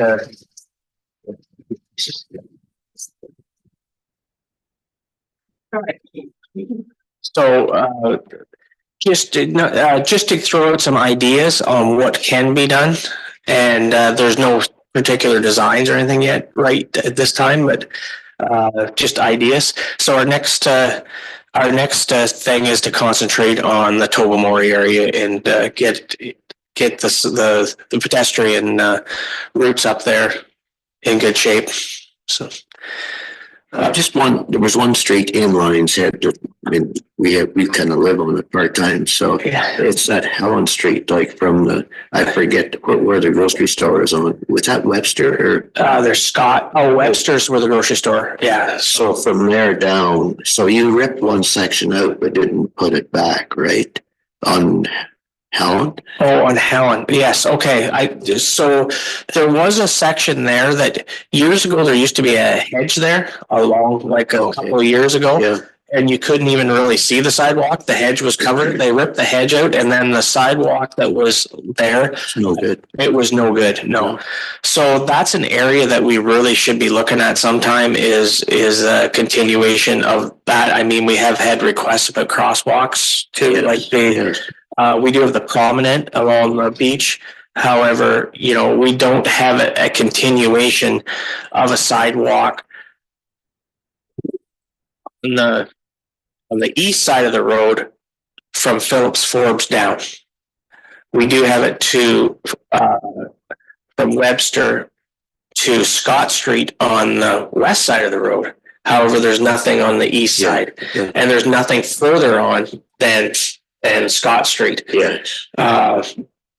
Which was so two areas that would be one area that would be certainly in consideration for the future in Lions Head. Another area that had been talked about was a sidewalk along Moore Street up to the McCurdy parking lot because it gets walked a lot. It's difficult. It would be difficult in the wintertime with that one because of such a steep hill to keep open, but maybe it could be summer maintained. But usually once you have a sidewalk, you got to keep it open year round. Yeah. And another area was a continuation. We did get out to the liquor store to the south, but we may want to in the future continue that out further south of town. Back to Tobermory. Over the years, there's been a lot of suggestions about at least one or two crosswalk designations in Tobermory. Right now, it's just sort of mishmash of everybody going everywhere, and we've made our own changes. And Peacock's being torn out and taking that out. But there's a couple of spots there that really, I think, could help, like at the top of where you come up, and I know the chamber has plans there as well, but you come up off of the walkway on the main road, like say across from the TBC there or whatever, like that just seems at the top, it seems like there could be an area there for crossing right now, and downtown like that. I suppose there has to be some real decisions and whatever there right at the crux of the matter, say in front of the door on that corner. Because I think we've just been lucky something hasn't happened. Most people know enough to turn off a Highway 6 and slow down. But it is sort of a mishmash. But if we could get a couple, and the fact of the matter is, most people, no matter where they come from, and we have people from all over the world, know that the hash mark is where you cross. But we continue to just sort of not deal with it. But I'm wondering if we should have someone look at it or something. Even if, it's not perfectly, but especially when you come off of those walkways from the harbor and going across, like there's just people all over, let's face it, a lot of the time. Yeah, certainly, and I totally understand where you're coming from. We have looked at those areas in the past. I actually, the gentleman that is going to come to do a presentation, these will be good things to discuss with it. He has a lot of really good ideas, and I did discuss a crosswalk. Two areas, one up by where the beer store was, and one down more by the cenotaph, and because it would kind of be two good areas right there. And he pointed out a really good point. He said, "Yeah, this is a great place for a crosswalk, but guess what? You're going right to stairs, and that's a liability. Like so we have to address our accessibility issues before we can. So if he directed people to those stairs, you have potential for liability." Really? So yeah, because it's just with the rules the way they are with accessibility now, we have a lot of areas in Tobermory that don't meet I'm not saying a lot, but we have areas in there that don't meet accessibility to today's standards. So we got to kind of look at the whole thing in a whole package. And downtown, We did look at that area too, and because I was trying to get ideas, and when there was the opportunity to put one, I would say to the north, like over towards the crow's nest. But also there's a lot of traffic going every which way there. They even go towards the boat ramp, but then where do you direct them to? So we almost have, you just can't direct them to nowhere. You gotta kind of have a plan to continue them on, or else you open yourself up to liabilities. So I think we really need to look at everything in a whole and how the traffic moves down in there.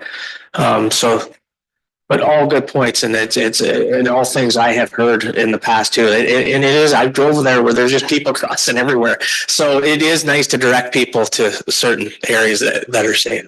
I always say we should have one of those triangular signs, picture of a road and 1,000 people pasted on it. There's your warning right there, right? That's right. The thing is, you don't have that much time off of 6. It's like, boom, you're coming off of 6, and then you're right in there. this thing. But thank you, Troy, you're on it. Yeah, See, no, it's moving. and all good points, and and we've received a lot of good comments.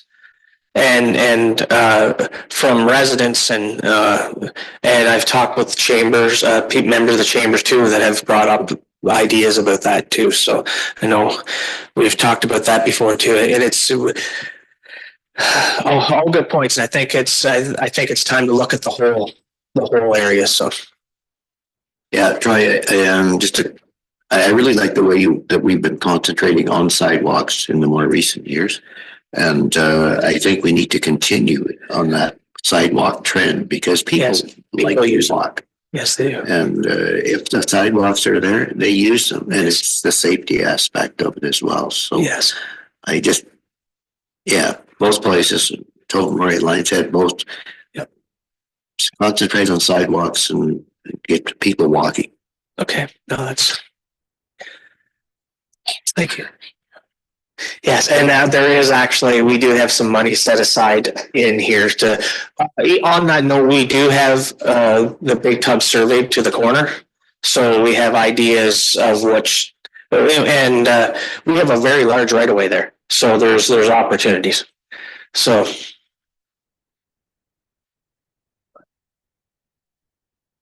I did have a question on that, Troy. So what can we expect to see this year regarding future planning for that big tub? So I would like to, when we have this presentation, I think it'll open up conversations, and I would like to discuss things with Peggy and Mark also, because they have great ideas and have heard things, and maybe we could open it up to a survey on Let's Talk to hear from the public too, and then we can get and have the chambers involved, and we can get information and then try and come up with a few ideas for once we have an idea of which direction we want to go, then we can start preparing to We just have to be careful that those conversations aren't hijacked. I mean, we're still waiting for a traffic light at Cape Herd because we have certain groups will concentrate, we all know this, on responding. And it ends us in a situation where a smaller group of people. What a guy I used to work with called it a nickel holding up a quarter. Just like that when I love the idea of people being able to give their opinions, because I sure like to give mine. But there are often situations in these surveys where we have to keep the broader concept in mind, and I'm sure we all know that, but just keep in mind, can't let a nickel hold up a quarter. So I maybe didn't totally answer your question, Councillor Moore, but I would hope that we could get focus an idea this year with, and maybe still possibly get construction this fall when some construction, but the biggest thing will be to work on an overall plan and idea. So, and then wanted to have the money in there that we could possibly, go to construction after in the fall. We won't be prepared for the spring, but maybe in the fall. But I still do plan with this money too, is tearing up more of the interlock along there and repairing it, like another section.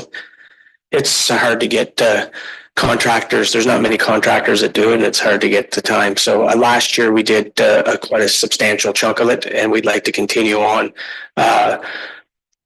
down towards the cenotaph. We probably won't get quite that far, but hopefully halfway this year. So that'll all be redone. And I believe Mark has actually been looking into also fixing up the pillars and stuff along there. So along the walks, because it is a very nice walk looking over the harbor.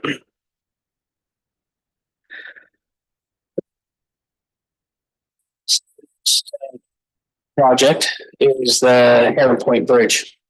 So we looked at this last spring at our road tour, and it was kind of decided that we're such a difficult area to replace, and there's only one way in and out, that we're gonna look at repairing so we can get the load limit increased on it and extend the useful life, even if we got 25 years out of it and extended the life. From I had another engineer take a look at this, other than the ones that had did our OSIN, as a second review on it, and they felt that the structure maybe wasn't all that bad. It just needs wing wall and footing repairs. So we can probably do some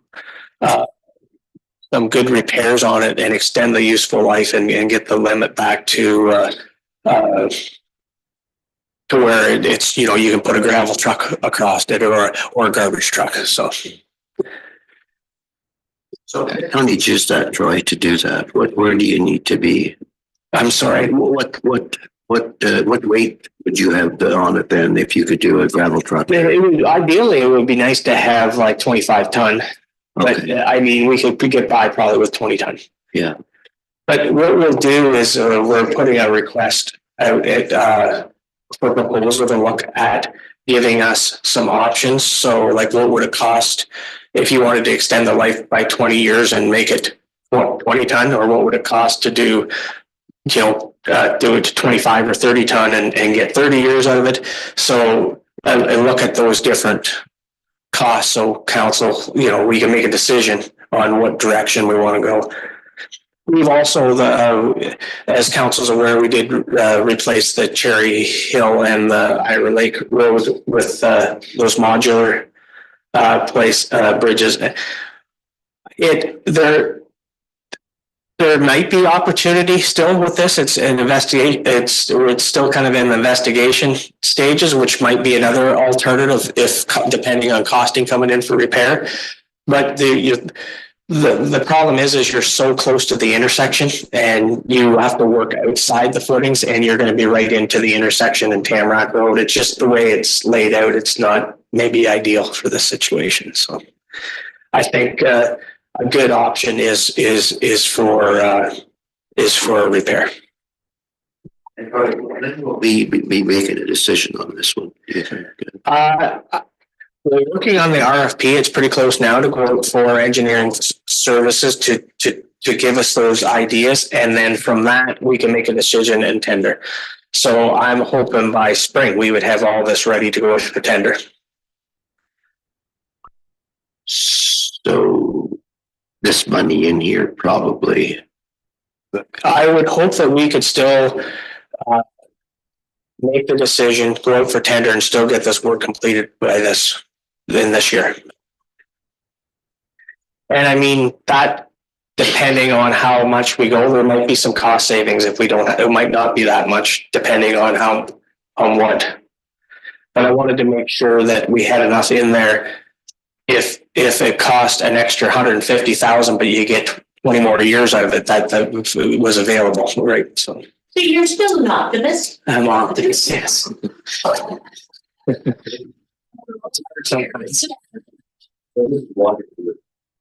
I'm sorry? Just be working in the water. Some of it would be, you definitely have to shore up the wing walls and stuff, and some of it would be, depending on what it is, right? There'll be deck work too, which will be out of the water. Yes. So there'll be opportunities for the contractor to work at different times of the year, I would say, depending on what is requested. But a lot of it would be water work, because most of the areas the worst is the wing walls in abutments, and it's to protect them, so you protect your structure. And that working in water time is, I believe it goes. I'd have to check the class of this here, because this isn't, our municipal drain ends at the Copper Kettle Bridge, and it's up there. It's a fairly large window when you could work. okay, But down here, when you're closer to the water, I'm not sure. I'd have to confirm what those dates were. But if it's still the same class as upriver, we have a fairly large window to work. Yeah. With that too, we would also be replacing and bringing to code the barriers, the guide rails, because they're not to code there. Which brings us to our next one, the Copper Kettle Bridge, just upstream from there. And this requested come into the Drainage Committee to remove some rock obstructions underneath the Copper Kettle Bridge in Stokes Bay. We do have a preliminary design that could go out to DFO for approvals, and it would be a matter of saw cutting and breaking out approximately 3 feet at the deepest area varies of rock underneath the bridge to improve flows on the Stokes River. And once again, this hasn't gone out for approval yet, but we're kind of in the final stages of the design for that.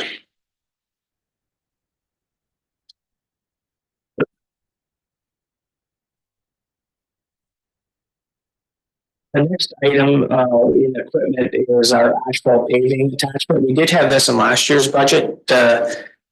However, I didn't. We didn't find the one that we were kind of looking for. The one we did find was a lot more money than what we originally budgeted for. That we seemed to like, because we would like to use this as kind of a versatile machine that we could also use for gravel shouldering too. But we were fortunate enough to get funding. I guess we just found out on Friday for some of our pavement pothole repairs through a new funding opportunity through the government. So we applied for it, and I believe it was 30,000 or 38. It was 38. I think 30,000 anyway. So we thought we would put that towards this. This would be a good item for. It fits into the pothole repair category. So, the next. attaches. Which one are you looking for? Try to. So it attaches to our skid steer. Yeah. Okay. So then we can get a load of asphalt and do some of these repairs ourselves. Because right now we have to get a contractor to come in to do like a section of road, or say if you had a bad area along the edge of your road that was breaking off, you could utilize this piece of equipment to do that. It's hard to get paving crews up in the summer to do the little patches, especially up here. We try to piggy it back on other projects, but it's their windows for asphalt's very narrow. So it's really hard to get them to mow in, and then it's expensive. We have did repairs ourselves for small road crossings, just with the, your rakes and that. You go get a load of asphalt. It doesn't do the best job, but it does it does work. So this would just help with that. But with most of our equipment, we try to use have something that's versatile. So we'll be hoping that we could also use this for shouldering your paved roads where in your gravel you lose it and the road breaks off. We could use that in areas like this. So.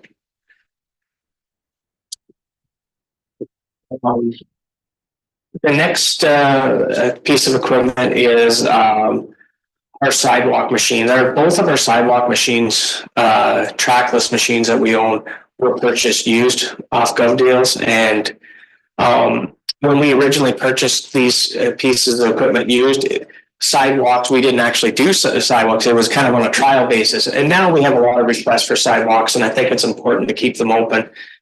And currently, we do our own sidewalks in Lions Head, and in Tobermory, we have a contractor. But as we all know, the availability of contractors, going forward, we might not have that opportunity.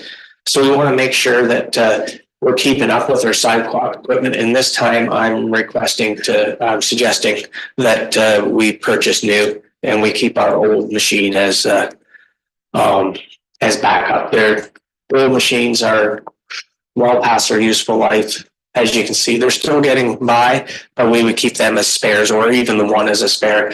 You won't get much for them at this point because we purchased them used years ago. So, but they would still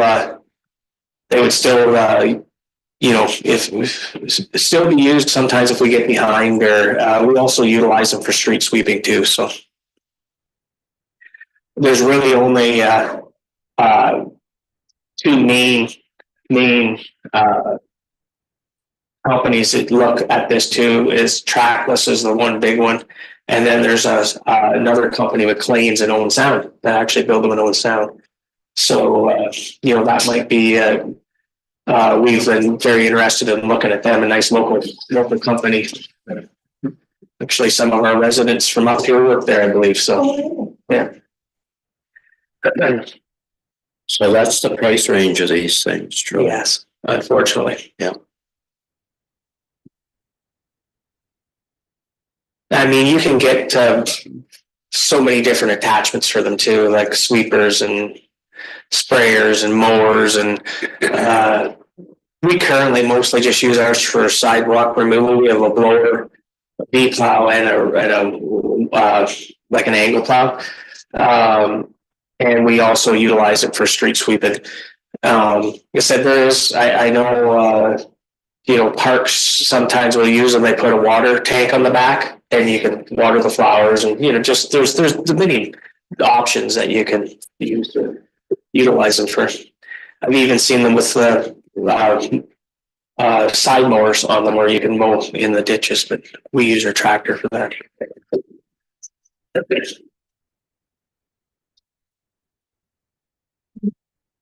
So the other item we have in our equipment capital is the roll-off truck. So we did purchase a roll-off truck in last year's budget. We still haven't received it yet. We're hoping it'll be here probably after the winter, but it's not likely going to be here until April or May. They just take so long at this time to get a truck. So this one here will also be used at the landfill sites for roll-off bins. The roll-off trucks are so versatile for us. And with the closing of the St. Edmunds site, we're going to have to be transferring waste. So we need a good truck, but this truck would also be used for snow removal, watering. We have water trucks that roll on. And this would replace the 2009 International Single Axle that we have that was used to be used in Tobermory, but it has recently just had a motor blown on it. And we've investigated replacing the motor. However, the cost of the motor is like $60,000 or $70,000, and it's an old truck that was due to be replaced. We try to keep them. They really industry standards are about 12 years, but we try to get 15. And as you can see, this is a 2000. It's well past its useful life. So it's not worth, in my opinion, putting a motor in for an older truck like that, so. We would just, so this, would replace that vehicle. The roll-offs are, I mean, they are such a vital part of our department. When the guys get done snow plowing with them, the snow plows taken off, or the sander box is taken off, and the roll off, they go to the dump and dump the bins. They're constantly being used. We get a lot of hours problems. So how many of these do you need, Troy? Well, this right now, we currently have 2. Yeah. Which the one is going to be replaced with when we get the new one, but we haven't got it yet. And then this one we replace that one, so that would give us, it would give us 3, but the other one's is going to be ready to be replaced soon also. But it would be another year, and we possibly seeing how these new ones work, depending on where we're going with garbage. That we would make a decision then on whether you would replace it with another roll-off or just a regular truck. But right now, there would currently be 3 once we get if we get the new one and this one. But quite honest with you, the way the time is, we're probably looking at year and a half out before we even get this if we order it now. So it's not going to be right away anyway. So we're kind of looking to the future to make sure that we have this in place because of the landfill closing. And if you have one broke down, you need another, there's no other alternative. So you definitely need at least 2.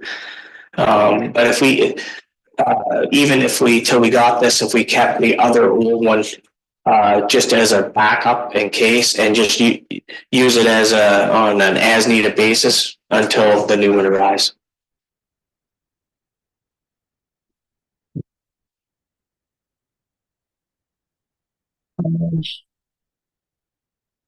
Next item. Sorry, I'm going horse here. The next one. I might just take a drink. Is it okay? I just take a drink of my water. You left a drink, but all this pending. It's not makes you guys thirsty. It makes a guy really thirsty. I heard well known.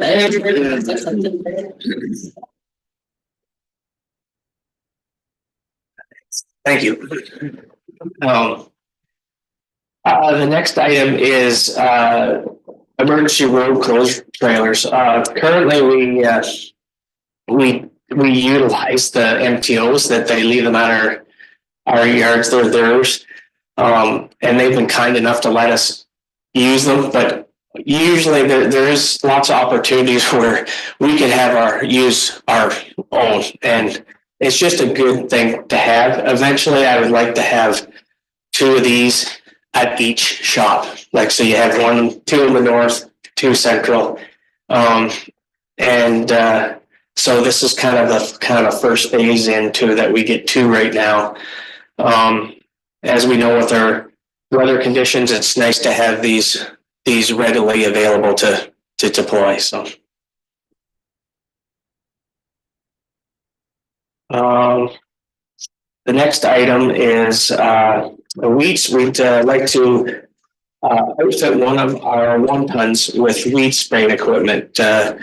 We have sent 5 guys to a weed spraying course, and now they have to go write their exams. There's 2 exams to write to get their license, and that would allow us the opportunity to do some of our own invasive species spraying in-house. It's hard. Currently, Soggy and Shores has rented us, or we utilize their services for a fee. However, they're not really wanting to do that going forward, and it's hard to get a contractor. And unfortunately, these invasive, some of these noxious weeds, there's a time window when you got to do it. And if you can't get the contractors, then you're back to square one, where a lot of these seeds will, like a hogweed seed, will stay in the ground for 7 years. So you're back to, you're missing those opportunities. So we figured for a small investment, that we would be able to do this. We should be able to do this on our own and get some of our own staff licensed and have a little bit more control of when we spray and what we spray. So Yes, just out of curiosity, how much are we paying for that contract with Saudi Insurance? we usually get to him about 2 times a year. And last year we could only get him once. He didn't get back up to do the frag, which is usually in the fall. And I believe the invoice was around $5,000 plus the chemical, which sometimes the chemical is $3,000 to $4,000, right? So, pardon me. And that was for one. That was for one visit this year. Yeah, it depends on how much you get and how much chemical you use, but and usually you still have a staff member that has to go out with that individual because they don't know the roads or where they are. So hopefully we can get some of our staff licensed. That's the plan, anyways. Yeah, this is a good idea, Troy. I think a really good idea to get our own sub, because that window, you have to take advantage of that window. So Yeah. it's good. Yes. The next item is the Lines Head shops leaking. Our operations supervisor got a contractor to come in and take a look at it, and they quoted $20,000 to replace the roof. I'm not sure I'd still like to do a little bit more investigation in case we don't have to totally replace the roof. But this was the dollar amount that to come in to replace the roof. So at that time he couldn't find anybody else to come and give us a quick quote late in the year. So we did patch up what was leaking. So I think I just want to investigate that a little bit more. So we might be able to see some cost savings on this, but I wanted to make sure in case there was something that we had to replace the roof, that the money was there for that. Troy, how old is this building?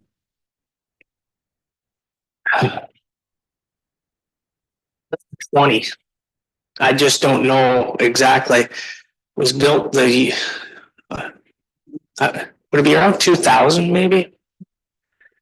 It was after, no. It was after, but just after, I believe. Yeah, it was. I started in 2003 and I'm pretty sure it was here then, or just here then. So yeah, 20 between 20 and 25, I would guess.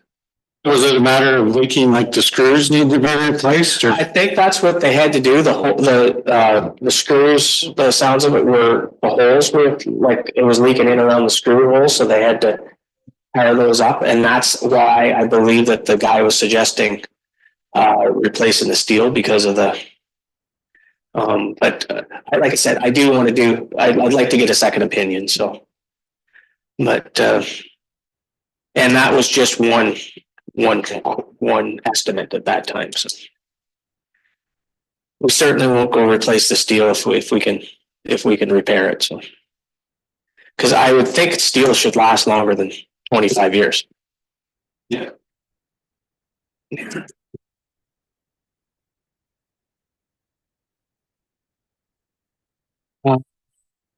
Next one is just our street lights, and so we've looked into investigating some LEDs. There's pros and cons, but we'd still like to try and find an area that's a trial area, even if it's some area within our own, like maybe down at the marina or around, even if it's on our, something in and around our parks, or to try them out before we actually go out and put them on the out in the where other streetlights are in the roads. But so we have been keeping up a little better with our streetlights, and they've replaced quite a few this year. Same thing, it's contractor availability. It's you hope that you can get them done as quick as you want. I mean, might be something in the future that we look at bringing in house at some time. You know, getting a bucket truck but might be something we have to look at.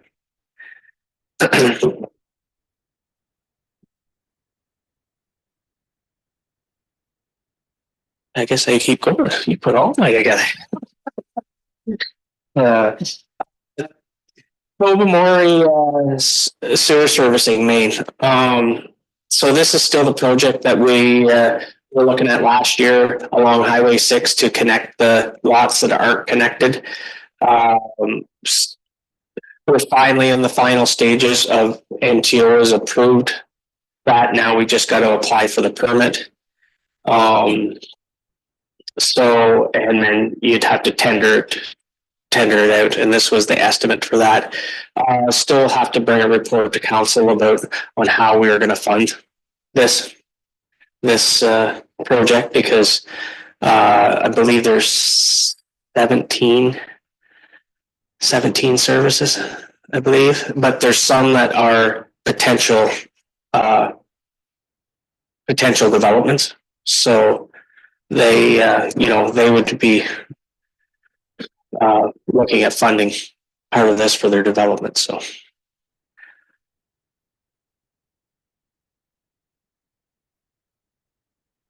preliminary sewer rate study. It's just our on. We have adjusted our rates the last little while. We've, as our presentation for the waterworks that come in there, we're showing that we're behind. So we have increased, I believe, by 10% last year and this year for the sewer to try and get us back more on par. But it would be nice to have an actual study to show where we're sitting at, and we're still working on that. So for long-term capital planning, and I believe our rates are pretty reasonable. Ours is a unique situation too, because normally rates are based on water usage, and there's not many other places in Ontario that have rates like ours. So it's not even really like you can go out and compare too many. So would like to do a little study on that just to see where we're sitting. Tobermory sewer servicing master plan, which goes along with the Lions Head. We're just in the final stages of that. Peggy and I had a meeting just the end of last week and Friday, and I believe there'll be something coming to council in first part of March, probably March. Sometime in a council meeting in March to bring forth a draft plan. Right, that's recommended. So that brings forward a draft on the recommended proposal, or yeah, it would be a draft plan of the servicing plan, right? With the feedback was from all the residents and the whole plan itself. So would there be a recommendation there or no? Yeah, there'll be a preferred preferred alternative. Yes. Yeah. Okay. Yeah.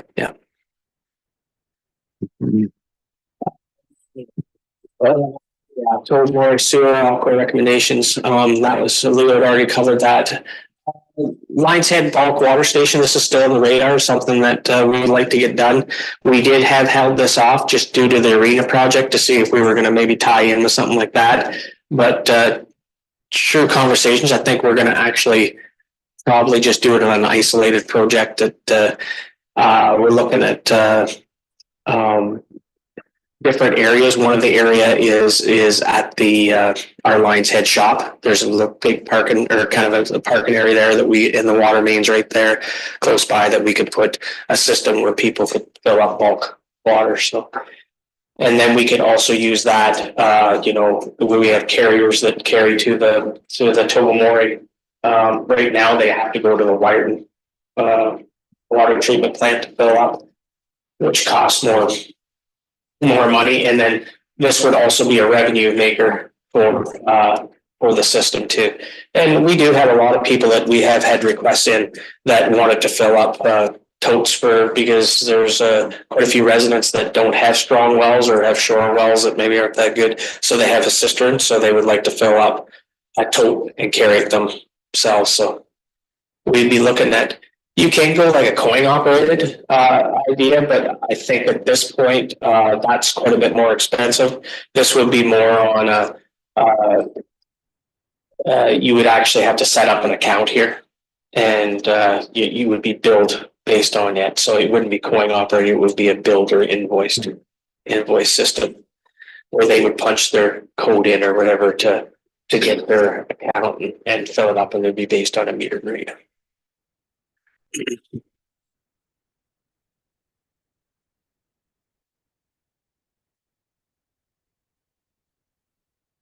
Lions Head water servicing master plan we've discussed, and Lions Head water recommendations Leo looked after. Small water Leo looked after. Okay, waste management study. So we did have a 10-year long-term waste management and recycling plan that had been completed in 2012, which was done, of course, in 2022. But we didn't update this due to the fact that we were going to the producer responsibility with recycling. So we wanted to wait till that was in place, which now currently is in place as of January.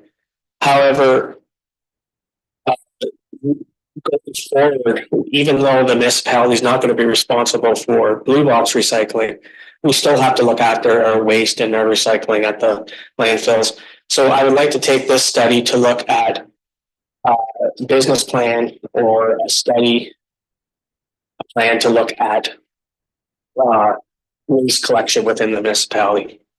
At this time, do we think about bringing waste management in-house or waste collection, sorry, or do we go back out for tender?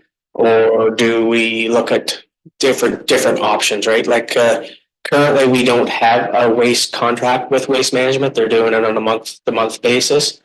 We're being told that probably in the second or third quarter of this year that they will be transitioning to cart systems.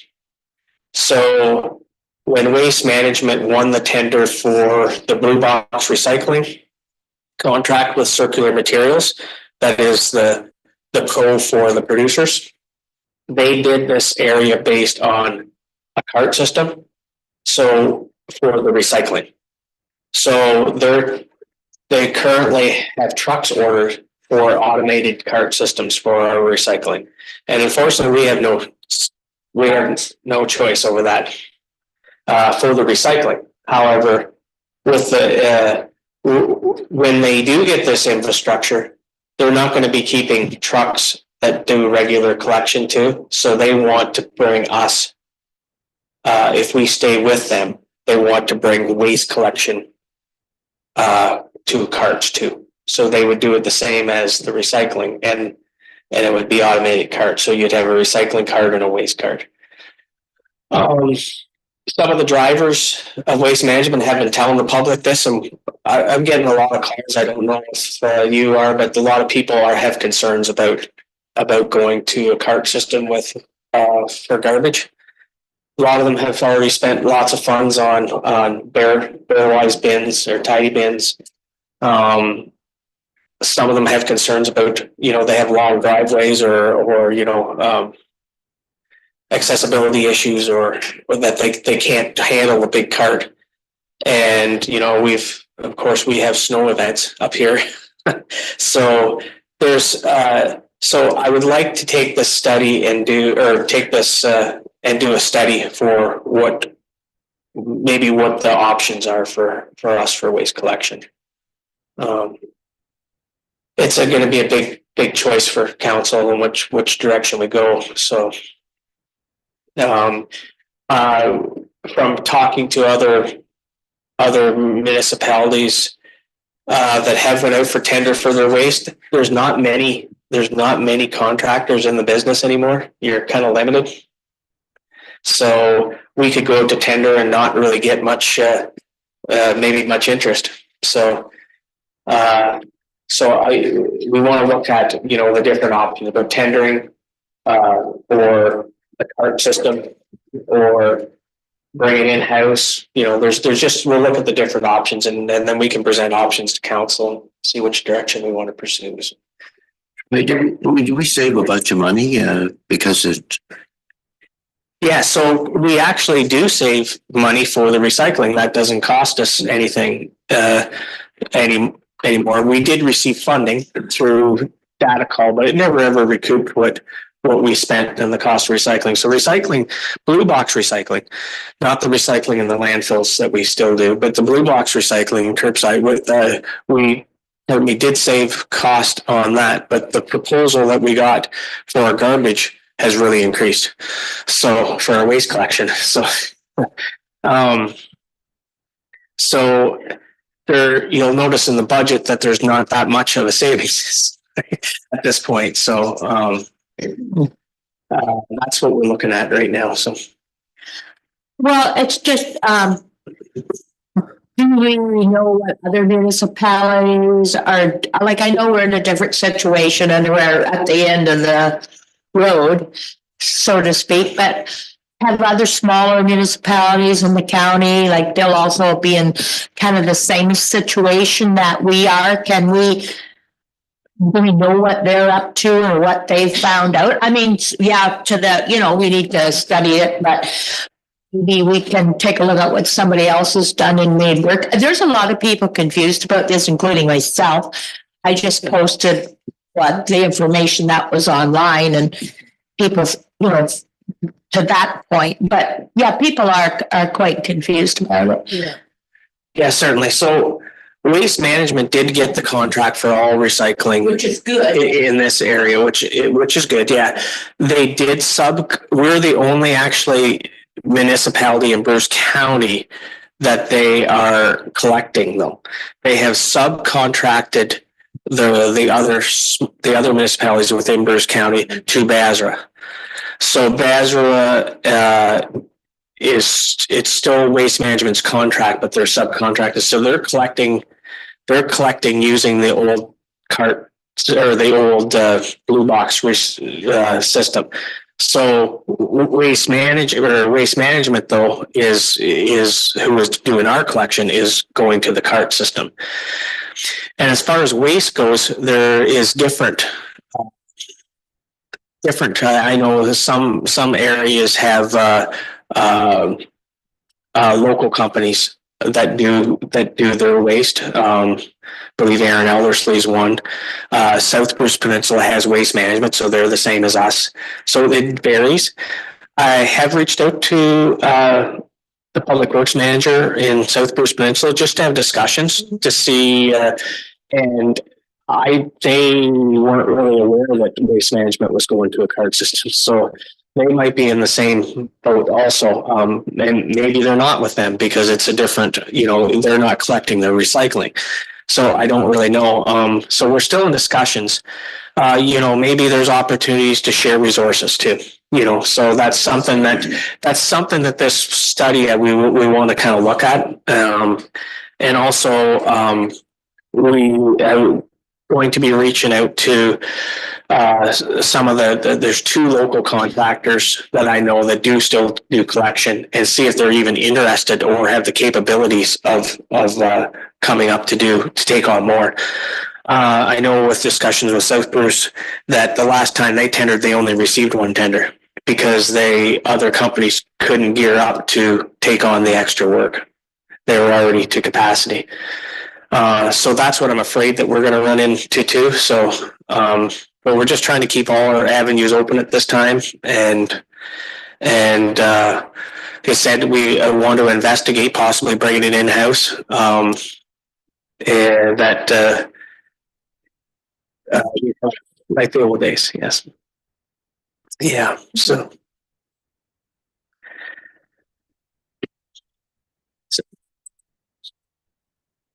So how would that work with waste management if they just had the recycling contract? Like, so basically 2 trucks would be running the roads if we didn't want to go with the cart system with them?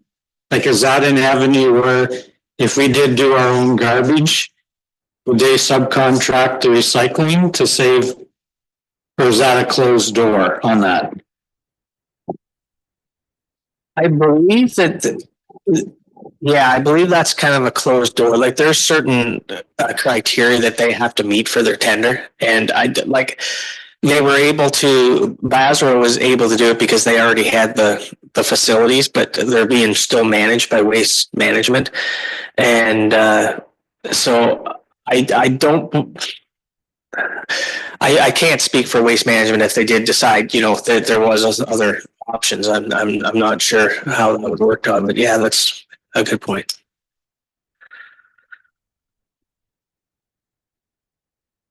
More to come. More to come. Yeah. So I hope to have, I'm hoping to have something to council, being ambitious at the end of February, but in March for sure. But the goal is by the end of February to have some kind of idea for this, so we can gear up to see whichever direction we decide to go. I know this will be covered in the study or whatever, but say there's a lot of businesses in Tobermory and there's the ferry, whatever. So right now they would take their garbage and there's the big bins there that are removed and taken away.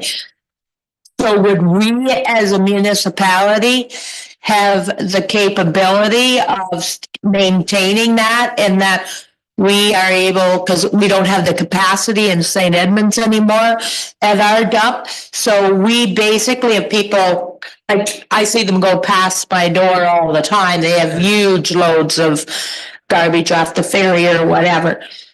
So we would then be responsible for taking that down to Eastner or whatever. That's how that would work. Because people are going to ask me. Yeah, certainly. And that's, as we get closer to the end of the life, which we believe is going to be the end of this year, we're going to have to we'll be doing a lot of information sessions and get the information out there. We'll have to be looking at the tipping fee structure at St. Edmunds, and we won't want to be collecting bulk waste where we'll just have to have it as a transfer station for household waste. So any construction waste will have to be directing to the other two sites. And as well as maybe business, they'll just have to go the extra mile and take it to Eastern. Yeah, because we don't want to get in we don't want to be moving bulk. Well, exactly. That was my concern, right? You do have a lot of bulk garbage. Yeah. And we're still going to be able to accept the recycling, which is still, a lot. We could still use that as a transfer area to collect the recycling, as in steel or, leaf and yard waste or things like that, or tires. So it'll just be the construction waste, or if you have, I think you got to leave it to the two bag limit type thing for there. So you're not transferring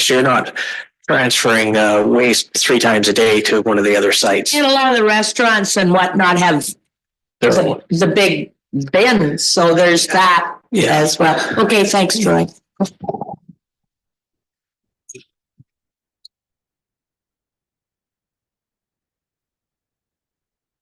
Which kind of leads us right into the next one, the St. Edmunds landfill site closure. So we're already going through the stages now to do the landfill closure report and change our ECA, our environmental compliance, to authorize the landfill site to remain as transfer station.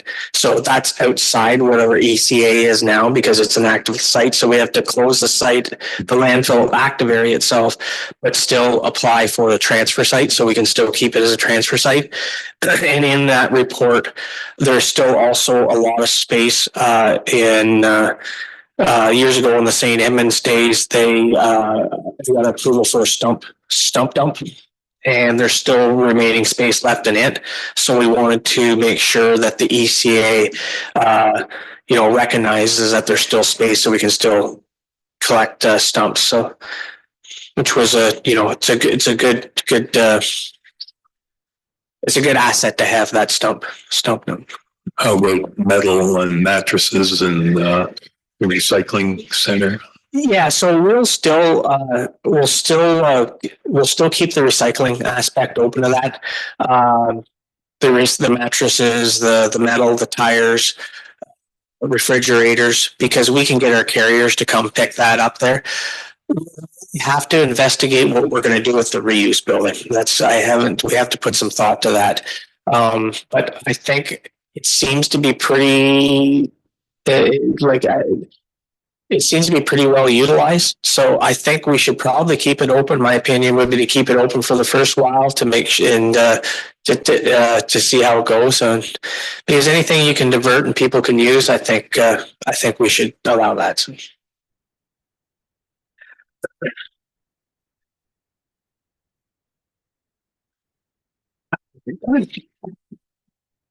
Any other questions?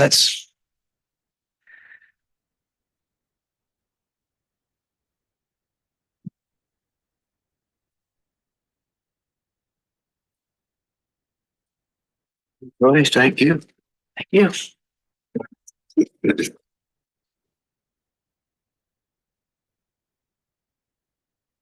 So under cemeteries, we included 10,000 for the Ducks Bay Cemetery archaeological assessment. That's just an ongoing expense.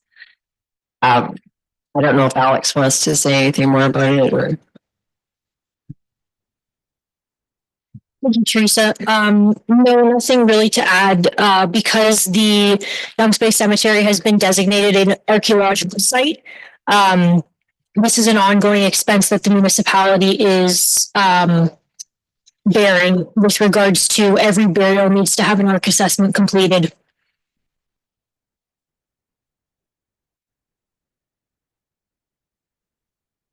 Okay.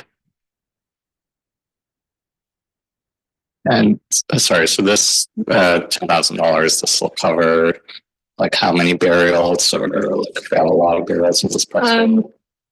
So the 10,000 was based off of what we spent this past year for 2025. So in 2025, there was 23 burials and we spent just under 10. So we've allocated about 10 for 2026. That's our estimation.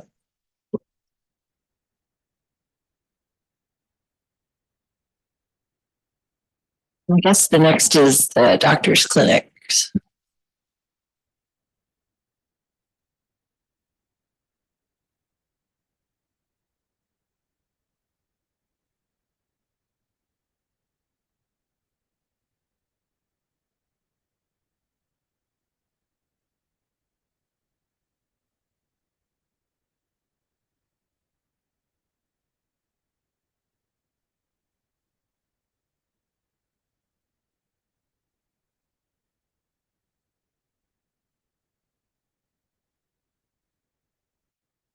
Here's some of the areas that involve patients and doctors as well. So a request did come in for that to be considered in this year's budget.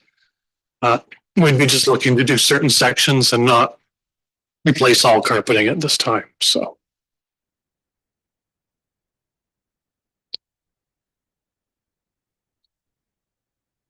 Tomory Harbor water bottle refill station. There used to be a refill station at the Tomory Harbor several years ago, prior to the Transport Canada redoing the inner harbor wall and wharf there. It was removed at that time.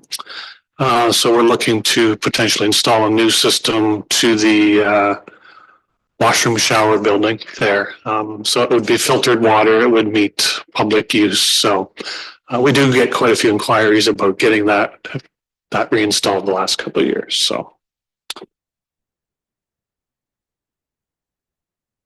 Lions Head Marina Dock F replacement, part of the multi-year plan that council has seen the last couple of years in replacing entire dock sections. Dock F is the one closest to the beach area, and it's an unserviced dock. There's no hydro or water services on that dock. Part of these projects is also realigning the docks so they're properly perpendicular and allow proper navigation in and out in between the different docks. So you can see in the diagram, this is the current angle of all the docks. So as we replace docks, we're adjusting those angles starting at the shore footing and ramp. So this is a multi-year plan. Docks E and D are the last remaining two big docks. They're in better shape than F dock. F dock was kind of a homemade custom job a few years back. It has quite a few moving parts to it and is not as stable for people walking on it. So. Tomory Meeting Place, as council's aware, we did replace the roof and the heating system there a couple of years ago to expand the lifespan of the building. There was at that time some sagging near the front part of the building, near the front entrance doors. That building is on a pier system. We believe a couple of the piers or the shims as part of those piers have shifted somewhat. And so that sagging is a seasonal challenge in the wintertime with the frost affecting the angle of the door frames, the steel door frames. So I think part of the solution would be to have a contractor such as like a house mover that could come in, crawl under the building, use some hydraulic jacks to lift and re-level the building in that part and re-support that. And that will prevent further shifting of the building. The meeting place people would like us to see is to replace the doors, the front deck, everything. I don't know that staff or council is possibly interested in spending that much at this time. This would be, again, an option to extend the life of the building without investing heavily in it. So.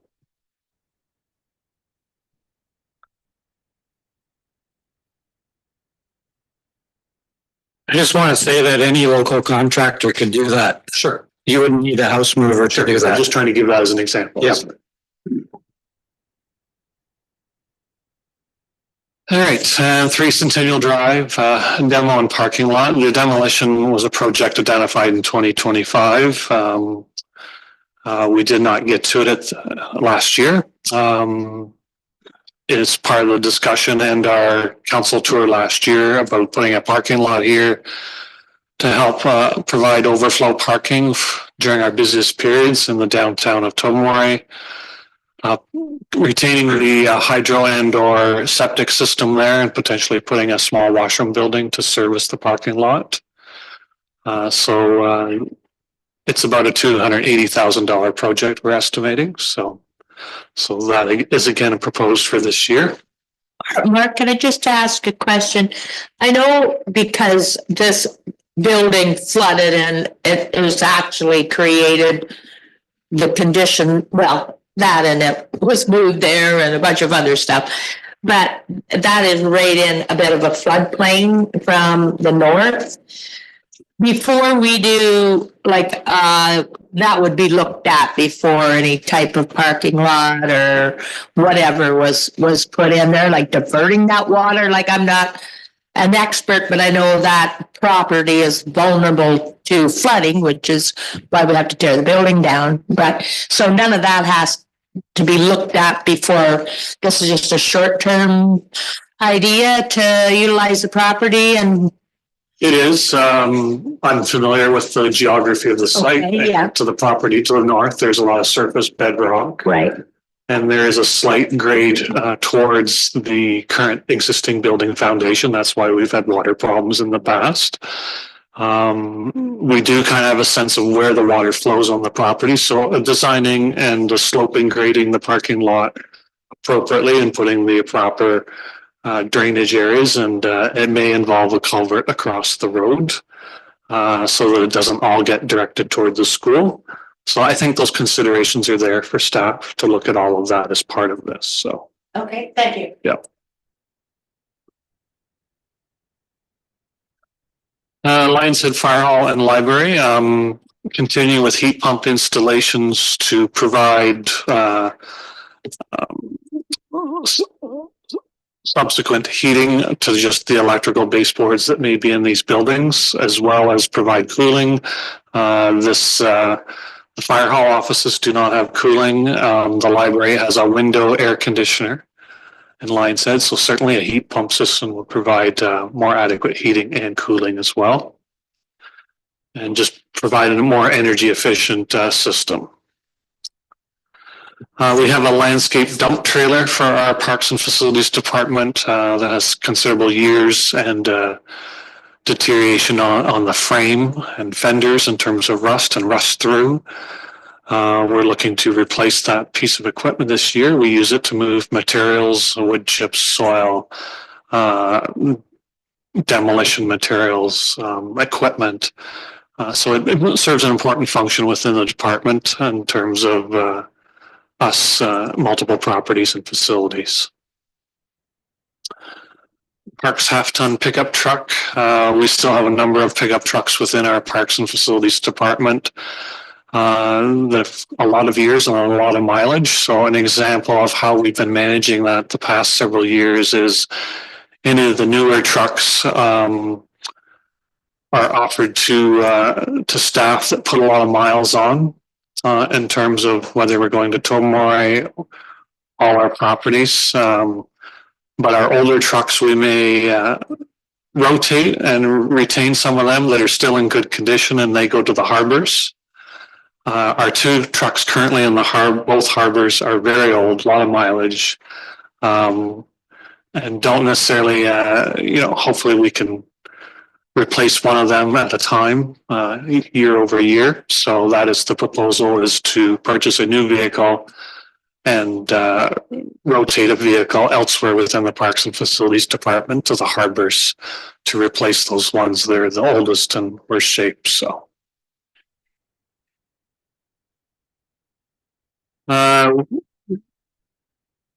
We have a smaller gas-powered lawn tractor unit, Husqvarna tractor at the Lions Head campground and waterfront in Lions Head. So we use it to get in between the small campsites and trailers and what have you. We have a larger zero turn that we transport to other properties to do the bigger open areas, but still needing a smaller lawn tractor. As you know, we have the electric gator that has served our staff very well in terms of maintenance and management at the campground and the harbor. And there is a garage shed attached to the washroom building at the campground where we store both the lawn tractor and this electric gator unit. So we're proposing to replace that gas-powered lawn tractor that's near end of life with an electric unit.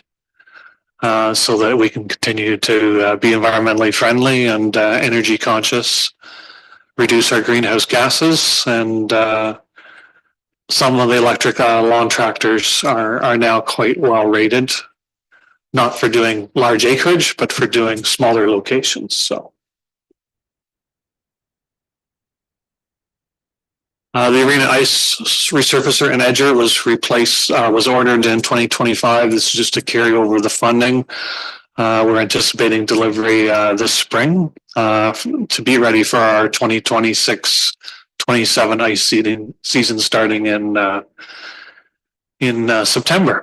In fact, they just called the other day when they were putting the paint job on it, and we were coordinating dates when they will come to install the electrical charging infrastructure into our existing electrical system at the arena. So we had this in last year's budget, the score clock. Sorry, the subtitle here is wrong. I missed correcting that. The score clock gave us quite a few technical difficulties last year, and we seem to be able to figure out to resolve it for the time being. But it is a piece of electronics, and electronics are prone to failure at some point. So I'd like to carry over that budget amount from last year if we get into a situation where it cannot be repaired quickly and that it needs replaced. So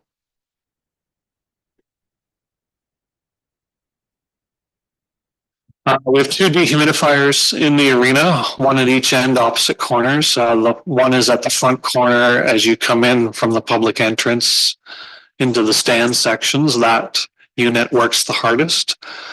So it captures air that has higher humidity levels and extricates, changes out that air to lower humidity. Low humidity is key to part of the ice maintenance package system. This unit's getting difficult to repair and or find parts. And there's newer technology now that's been around for a few years. They're desiccant dehumidifiers. They are more efficient. So we believe this equipment is at the end of its life and is due for replacement. They don't necessarily have them just sitting around constantly in stock. Sometimes the suppliers only may have one unit in stock, and it might be there 1 week and gone the next. So I think it's prudent to look forward to ordering the replacement for this. So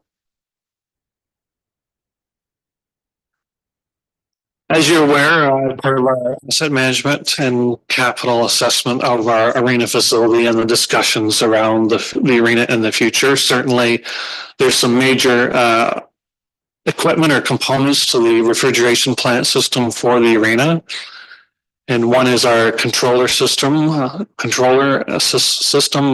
Honeywell. This helps monitor the pressures, direct the compressors when to come on and off, all the related equipment.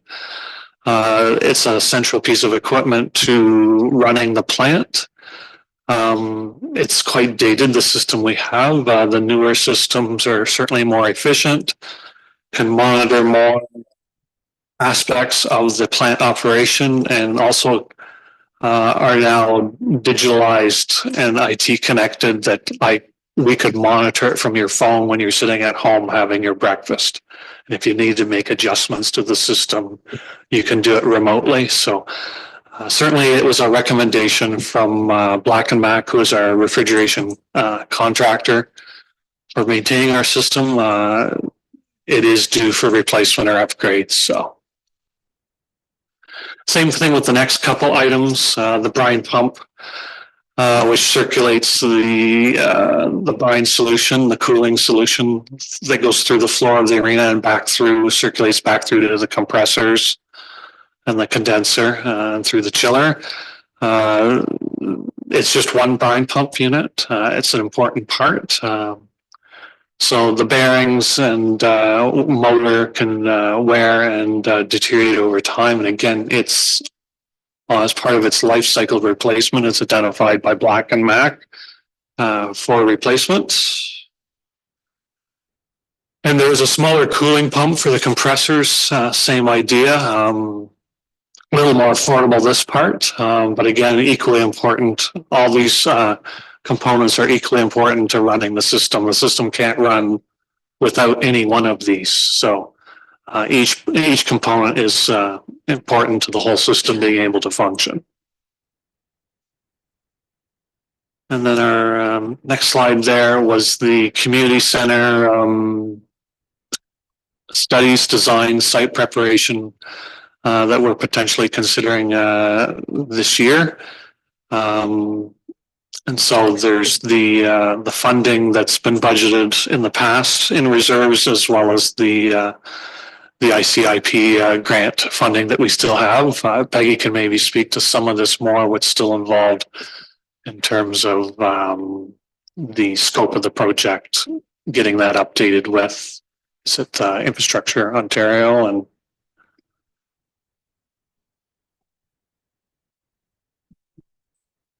By the way, we're still in the preliminary phases of this.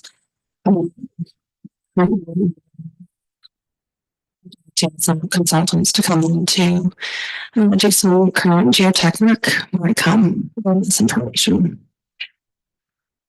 it's a placeholder for the funding that we have until council makes a decision. So carryover from the Tobermory Library concrete stairs parking lot project. Railings have been installed recently. There's some adjustments that need to be made and some paving of the edges in the parking lot where the retaining wall does. So this is just carryover from 2025. Some remaining funds of the project. Heat pump installation for Ferndale Information Center. Again, just baseboard heat in this, radiant floor heat in this facility. However, there is no cooling in this facility. So the chamber has tried installing a window air conditioner in the last couple of years. It does get quite warm in this building. So we are considering a heat pump installation that will provide cooling as well as supplementary heating. And Rotary Hall renovations. This past year, and it's partially complete, was the front facade and patio improvements. So the patio footings, walls have been poured. The sidewalk portion and decking has to be finished, and railings. There was some spruce to boost funding associated with this project in 2025 in terms of windows, the accessible door that was put in, and signage. Those things are basically substantially complete or to be final installation this spring. This part of the project involves redoing the entire roof, replacing all siding, as well as the 6 larger windows in the main hall on the north and south side. So this funding is proposed, this project is proposed as a carry on to improving the overall hall. So.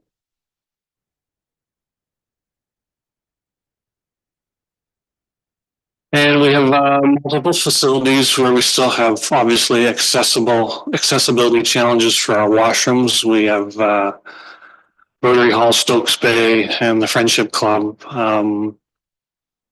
I'm thinking proposing the 14,000 to have somebody that's a little more skilled in design in terms of measuring those spaces and designing what can be done to make them more accessible or fully accessible rather than staff just going in and ripping out paneling and trying to adjust measurements within those spaces. So and then we could potentially take the designer specs for these 3 facilities and then put it out to RFP or a tender. So.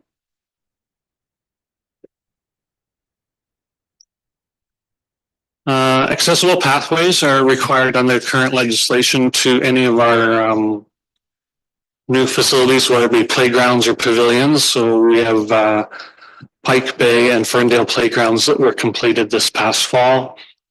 And the pavilion that was completed at the meeting place a couple of years ago. We are required to have accessible pathways from the parking lot areas to those amenities.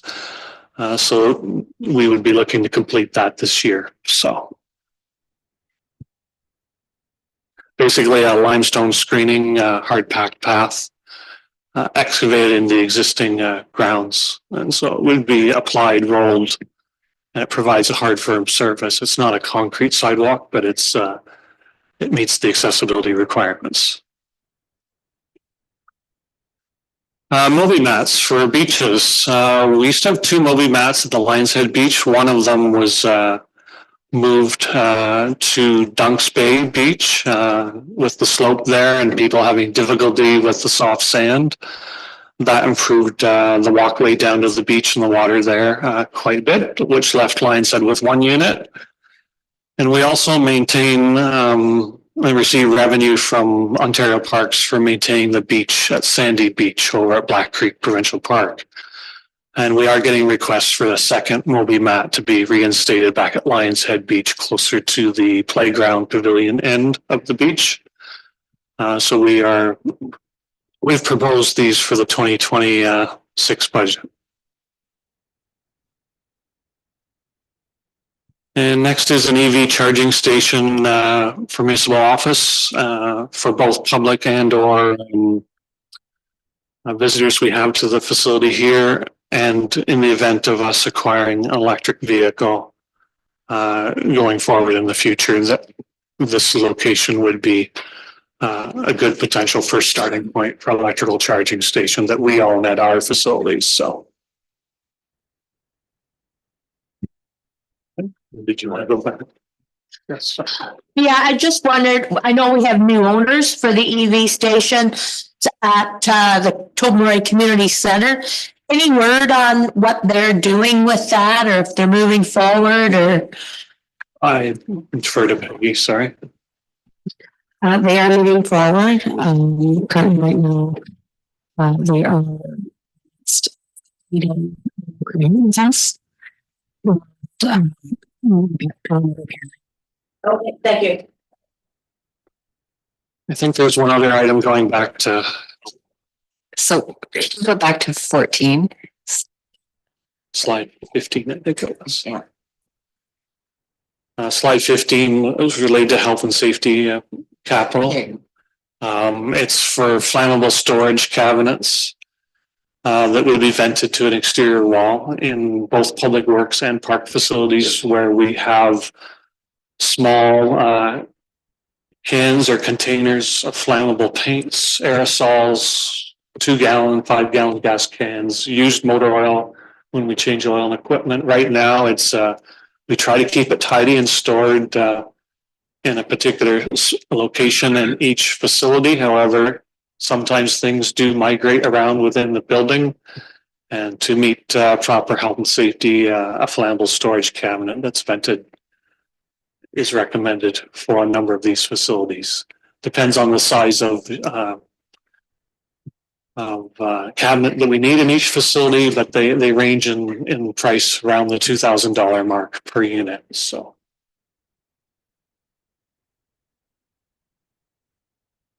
I believe that's all I have. All right, well, thank you, Mark. And Joy, is that? Yeah, the last one was the clean out for Judges Creek, but I believe it was approved on January 12th. Yeah. So it came before council then. Yeah. All right. It is a little past 12. And there is a recommendation here that we approve 3 items, pre-budget approval.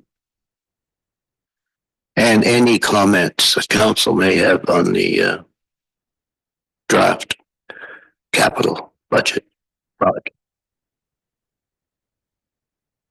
If I had something important to say, how would I get it out there? What does Lindsay do? She says, use your weight. All right. Yeah. So I'm just, we've got this capital thing here. I wonder if maybe we could get our message out there a little better in terms of not having these. I'd like us to spend some money on the proper audio visual equipment that would get the message out. People who are on watching online sort of thing. It is terrible. The audio is terrible. Yeah. So it's as simple as this. If I went to talk to Ahmad, no one knows what I'm talking about. And it could be important. Probably isn't, but it could be, right? Yeah. Yeah. Yeah. Just in case. So I'm just making my pitch here to include a few $1,000s in here and some research into a proper system. Just a couple of notes there. CAO of Bruce County was talking to me. She said she'd gladly talk to you about the system that they use. Parks Canada has a fairly good system. And even Marty Oblek, who runs the taco stand, does a pretty good job at this sort of thing, way better than what we got here. So that's my pitch to get something else on this. Yeah, we've attempted to improve this for I don't know how many years, Rod, and we've never really accomplished it. Use your mic. Yeah. Right. So I think we should maybe make a better, that's the one complaint I get from people trying to, I mean, we don't have anybody watching now. And I talked to municipalities, they said, do it properly. And they say, oh yeah, we'll have 24 to 36 people, watching council meetings online. So the mere fact that you can't hear what's going on is aggravating to most people. And even something as simple as we have guests here. What do we see? The back of their heads. Yeah. Right. We should work towards that. So, Well, that's why I talk like this when I speak into the, Yeah, it's not good. So who wants to take that responsibility on? So if council sees that we do have in the budget for differential and flooring for salary, which includes councils. Will council would like to increase this by to look at any microphones. The last time I looked at this was approximately 20,000. and maybe I think there's probably, and again, do some research and I sort of say Bruce County was happy with what they did and Parks Canada and those sort of places. There's different ways of doing it now. And they certainly work a lot better. All right. So it looks like 20,000 is what you're proposing. Trace, so any other comments with regards to capital?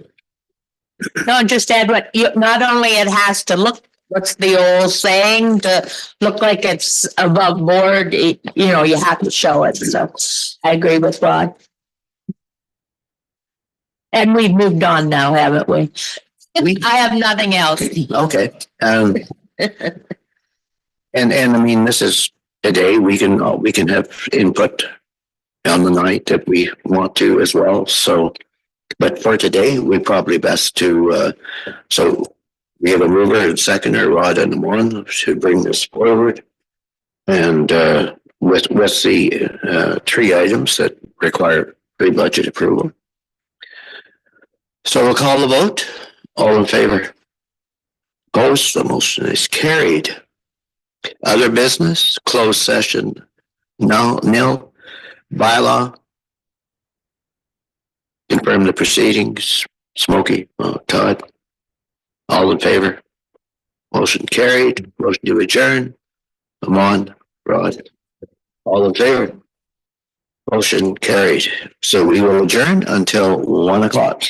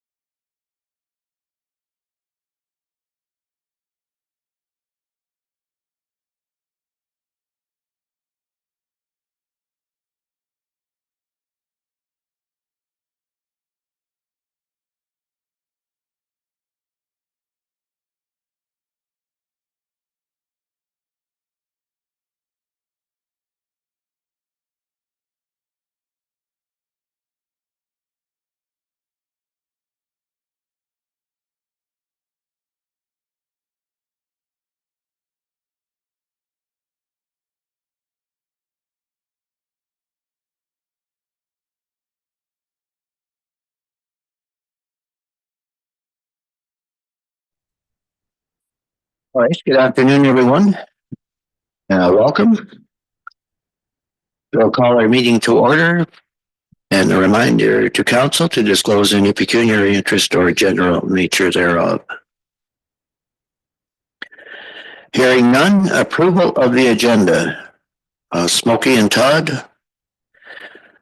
Comments on the agenda, questions? Call the vote, all in favor?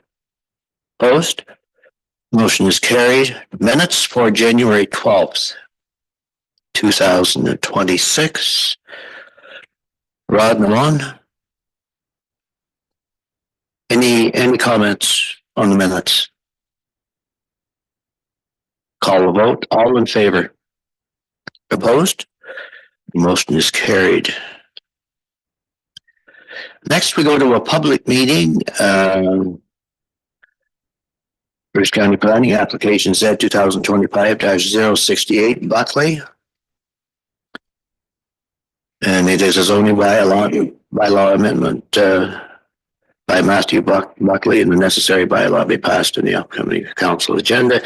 So first of all, we'll have Jen Burnett, our county planner, present. Council will have an opportunity to question the report. And then we will open the public meeting. Welcome, Jen. Thank you, Mr. Mayor, and good afternoon. Good afternoon, everyone. Excuse me. So this application is really, there's an existing restaurant in Tobermory, and the property owner wants to add in an accessory structure, two accessory structures, and that triggers the requirement for a building permit. So the permit can't be issued because the total lot coverage is already exceeded on the lot. So this application is going to increase the total lot coverage from 20% to 41.62 thereabouts percent. The amount of the structures that is being proposed is roughly around 400 square meters. So the existing building, what's on the lot right now, it already exceeds the lot coverage. So what's being added is really actually quite a small percentage. But they do need to bump up to about 42% in order to be able to get the building permit. When we look at additions onto the property, we also have to look at parking. So as it exists right now, it's existing. The parking we provide is covered under existing status. So what we're trying to do with the property through this process, because we already have the amendment coming forward, is to clean up the zoning effectively, so that moving forward, there's, when bylaw enforcement goes out, it has to look at the property, if that's necessary, or if an application comes forward in the future, is on that property today is represented in a site-specific bylaw. So it makes it cleaner, a cleaner process moving forward. What the bylaw doesn't usually, there's quite detailed requirements around parking. So one of the things is that you have to have sufficient off-street parking so that you're not backing directly onto a road, and that's for safety reasons, or exiting right out of a parking spot, again for safety reasons. So the way that the lot is configured, that setup technically already exists. So this bylaw would recognize what's there. So with the structure right now with that property, they technically need 10 spaces, but they are requesting a reduction to 3 because that's what they're providing. And also as well, loading spaces. So the bylaw, typically assumes that all lots are created equal. So for a commercial use, it has general provisions where it requires for that use 2 loading docks. So with the size of the restaurant, it doesn't technically need 2 loading docks. So you might see 2 loading docks where you have a property that has like a like a grocery store. They've got the big trucks coming in and they've got multiple deliveries maybe every day or through the week. So this isn't official business at the scale that requires 2 loading docks. So there's a need to reduce that number from 2 to 1. That's what's being applied for. So what they're going to be doing is they're adding a covered porch for an outdoor fridge. There's not enough space inside the building to accommodate that fridge. They're adding an accessory structure for the sale of brand merchandise. So inside the building, there's an area where they're selling some merchandise. It's typical of the stores in Tobermory where they've got things for tourists to purchase. What that does is it increases the capacity within the building, and it tips them over what their liquor license permits. So having that the merchandise sold in an accessory structure outside of the building doesn't impact their liquor license and the capacity. So that's one of the reasons for that structure on the exterior of the building. We're also going to be hard surfacing the parking area. So where that 3-car parking exists, they're going to hard surface that through this application. Technically, there's no there's nothing in the policy that prohibits what they're requesting. Because the property is within the downtown commercial designation of the local official plan, that's where you want to see growth and development. And it's typical of a business as it evolves to modify itself to meet needs of its customers and to continue to provide tourism tourist services in that area. There's no impact to servicing. There's no natural heritage features or hazards associated with the property. So the property does fall within an area of archaeological potential because it's within 300 meters of a water body. So that's a provincial requirement, as well as SON has communicated to us that that's an area of Indigenous interest to them.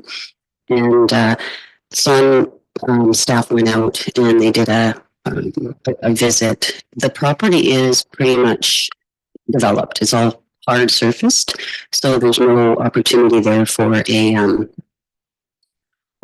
archaeological assessment. You can't dig. It's all pretty much paved over, so it don't serve any useful purpose. Pretty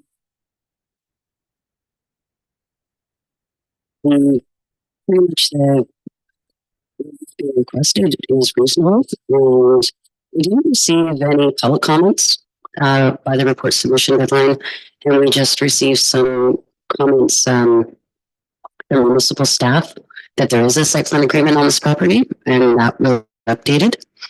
And the Saugeen Ojibwe Nation noted no assessment is needed, and the Historic Saugeen Métis had no objections to the application as presented. So I'm happy to answer any questions that council may have.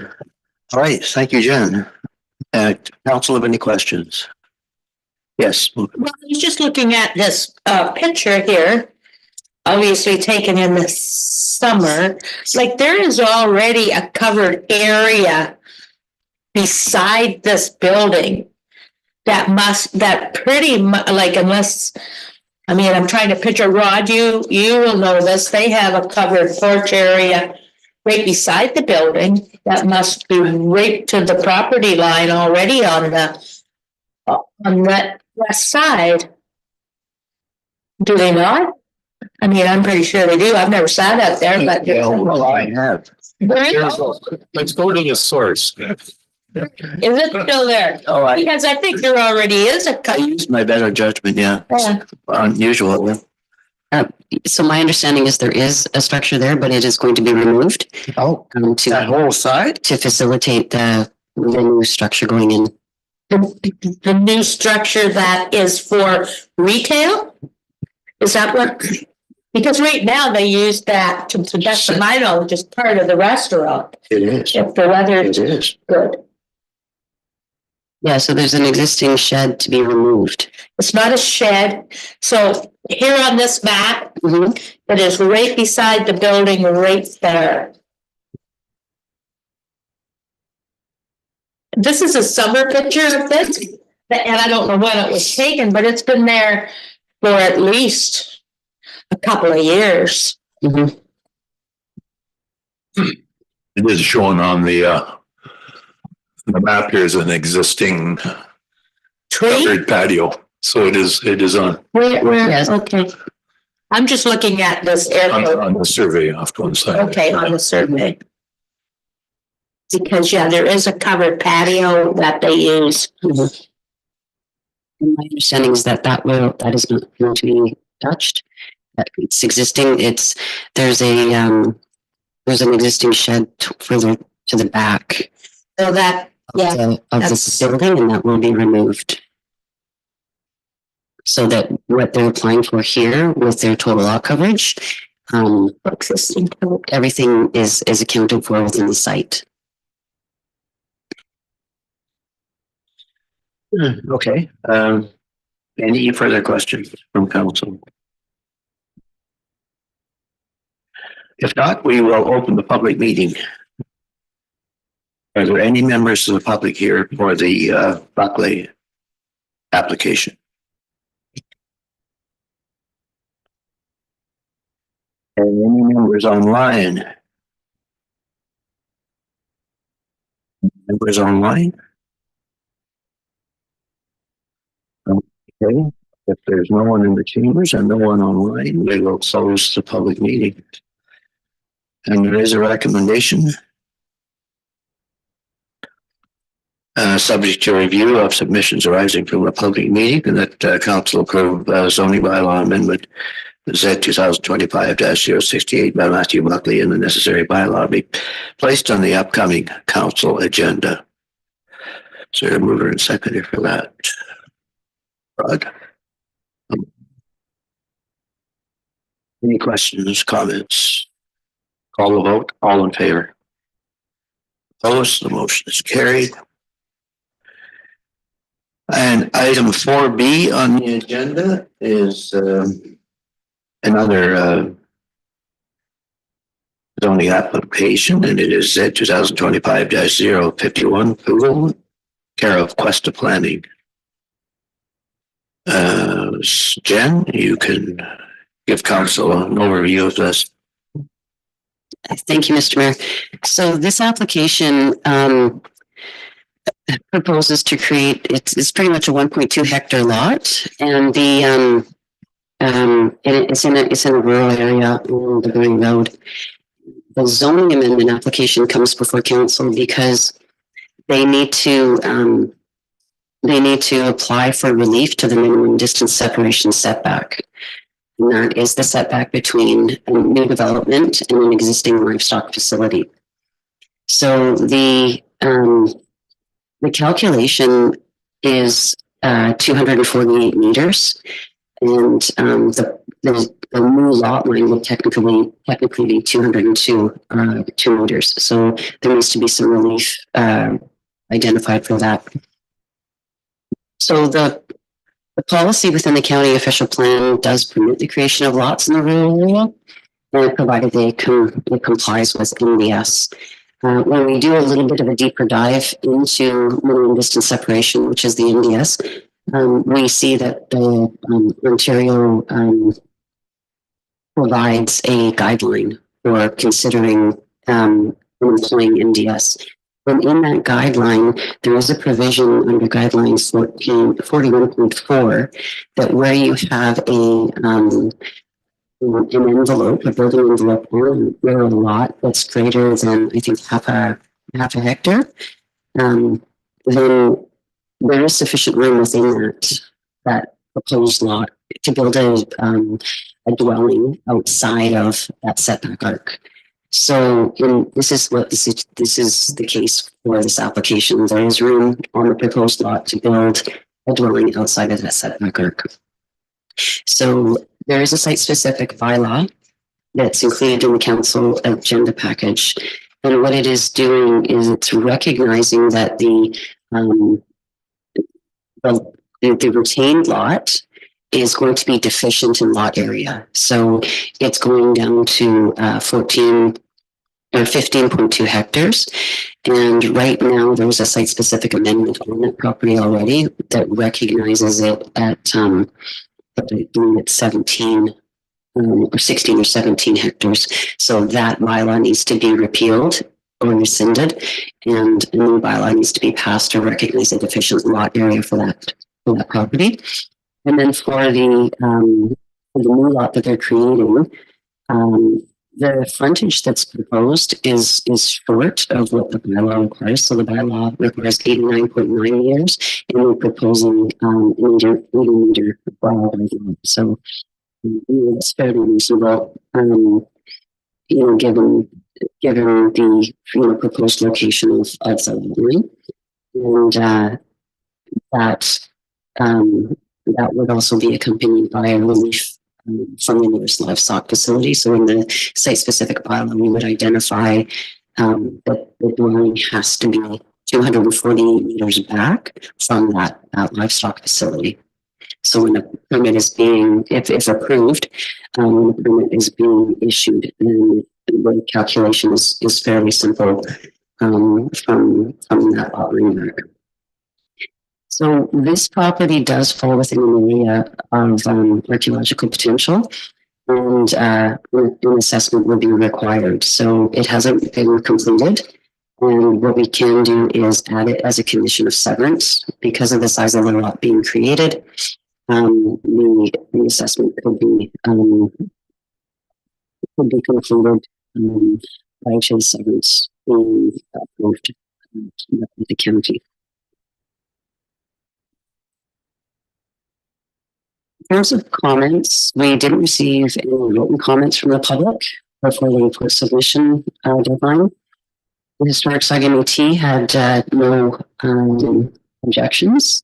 Municipal staff noted that appraisals required to calculate the parkland dedication fee for the new lot that's being created. Would be noted as a condition of severance before the application can be, before the severance application will be approved. I would have no concerns at this time.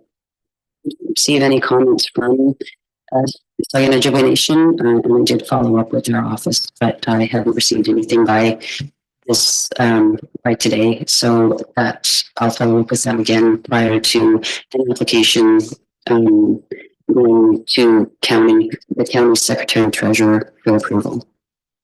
I'd be happy to answer any questions, council. Right, thank you, Jen. Questions from council?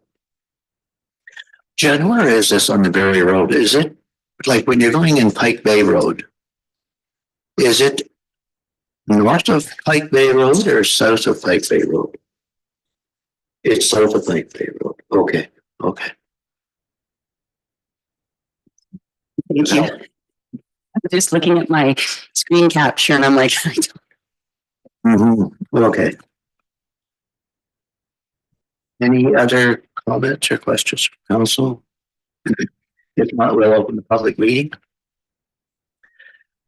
So there's no members in the chamber. Any members online that wish to speak to the zoning application 2025-051?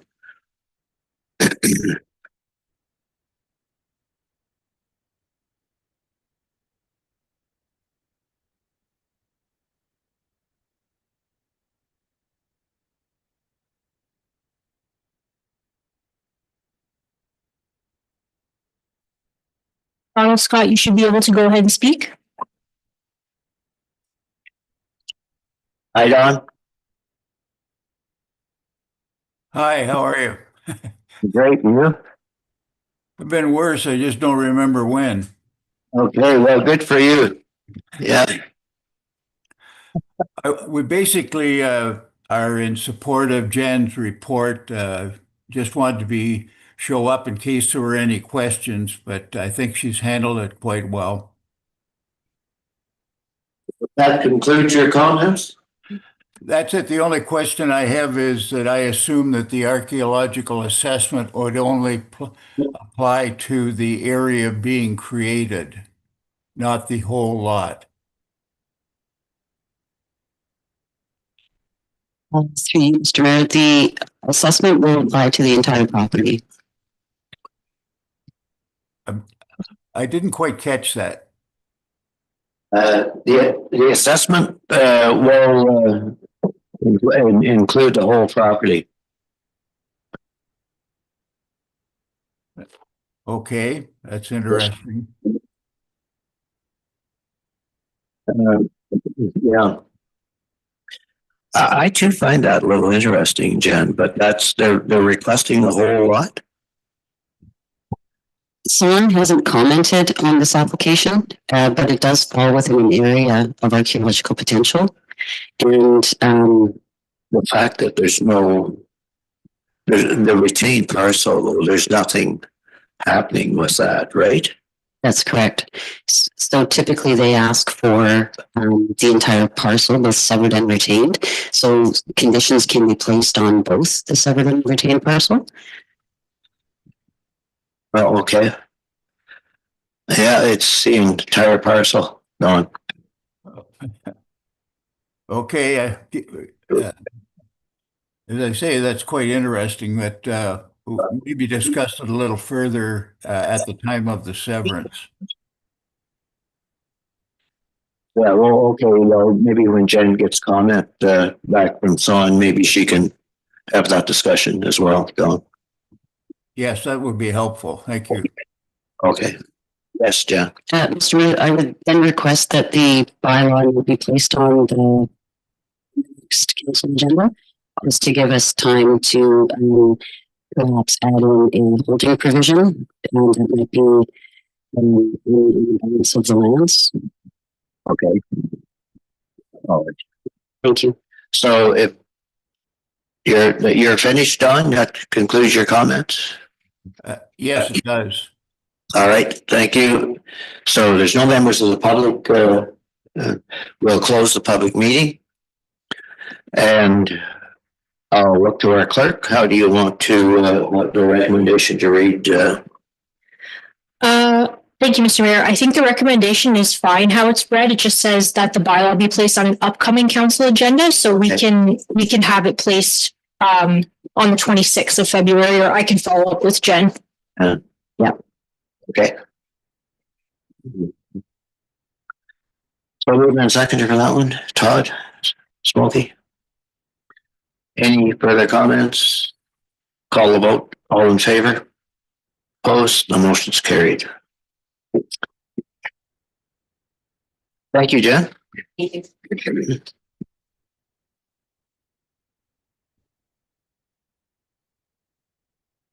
Oh, delegations, no delegations, consideration of agenda items. Excuse me, I got something going on too. Set aside about 2 weeks. Like, it's, Do I need to get more? you know, I figured it would happen, but not this way.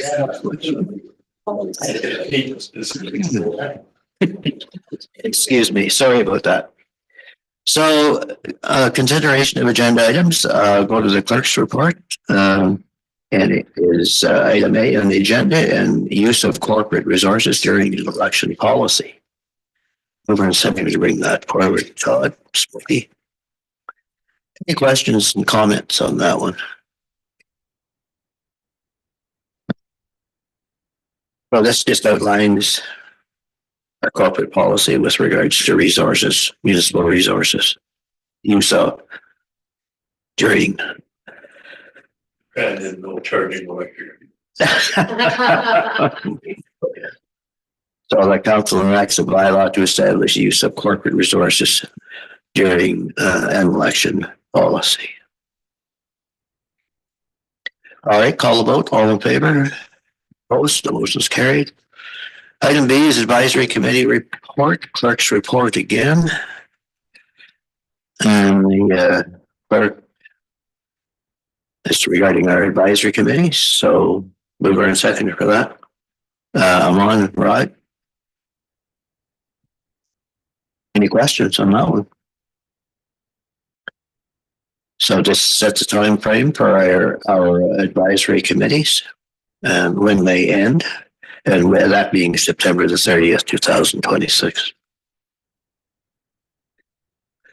And that in recognition of the significant contributions of committee members, council directs staff to invite all advisory committee members to the upcoming volunteer recognition event to be held in April of 2026. So all in favor?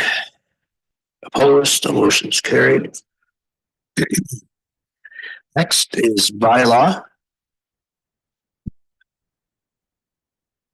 And parking and traffic bylaw update. Moving a second to bring that forward. Todd, I'm on. Any questions on that one? I thought I had something here, but I was waiting to.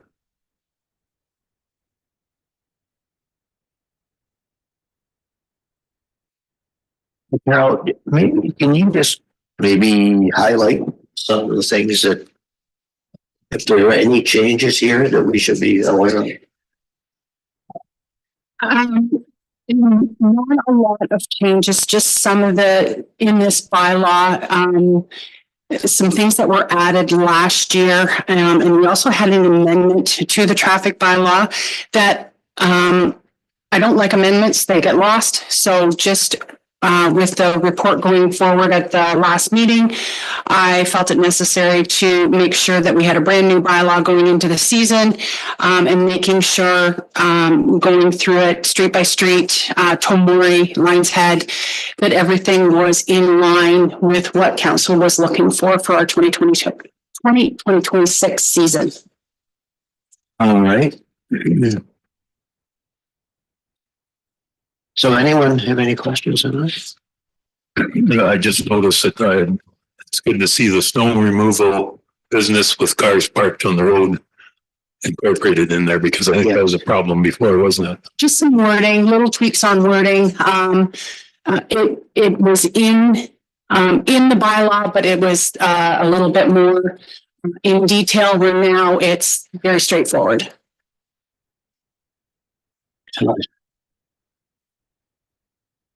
So one question, Carol, somewhere I can't find where I read it. It says that an individual has 10 minutes to pay for their parking. Yes.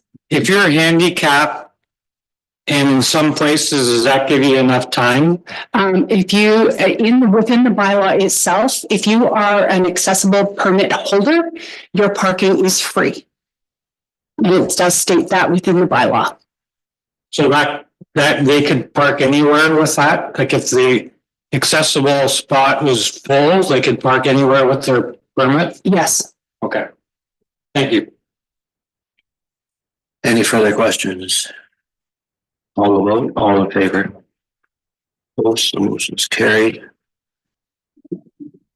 And bylaw again, and it is property standards bylaw update. Mover and second for that. Rod, Smokey. Any highlights on this one, Carol, that you wish to?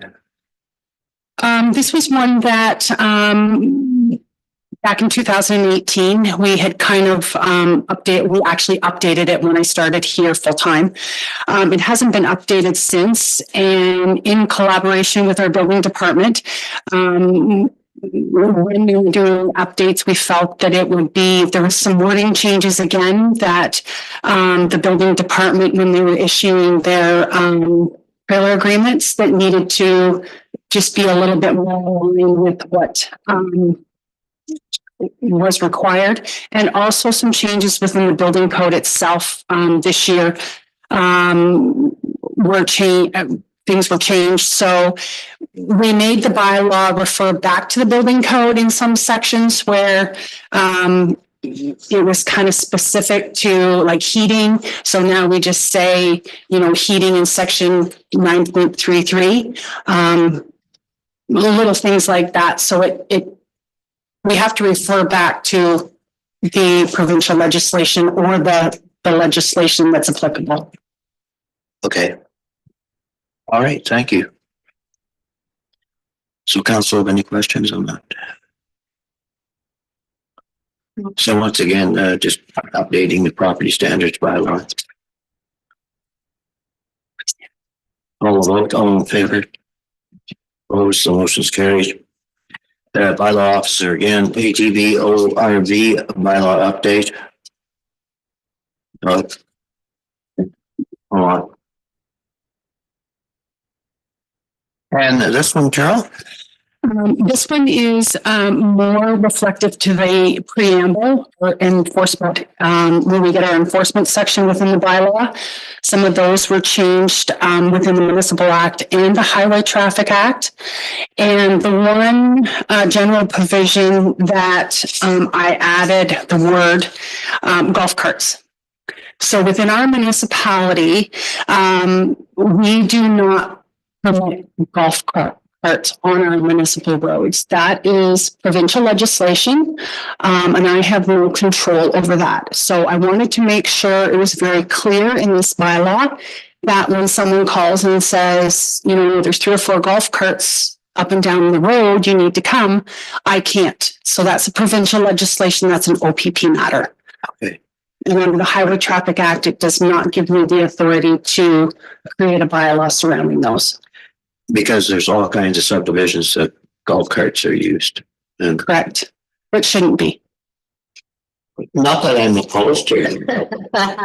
There are some municipalities back probably 3 years ago, 4 years ago, that did pilots for golf carts. And at that time, I don't believe we were a part of that ask. I know like King Cardin, down further, they have some pilot programs with golf carts, but it was never offered up this way. I guess they thought we were too rural. Pilot programs, like what does that mean? That they would, if you signed up through the province, they would then allow a pilot project for golf carts to be utilized within the streets and within certain municipalities. But it was not offered up this way, as I say. Okay. Yeah. Okay. Rod. And so we've got municipal roads taken into account here. What are the regulations for Highway 6 for ATVs? Highway 6 does not fall under our. Well, I realize that. I just wondered if you knew, if someone asked me. So I run my ATV up and down Highway 6. Up until when we did this in 2021. Up until 2021, you were not permitted to have a ATV on Highway 6 past Dyers Bay Road. Yeah.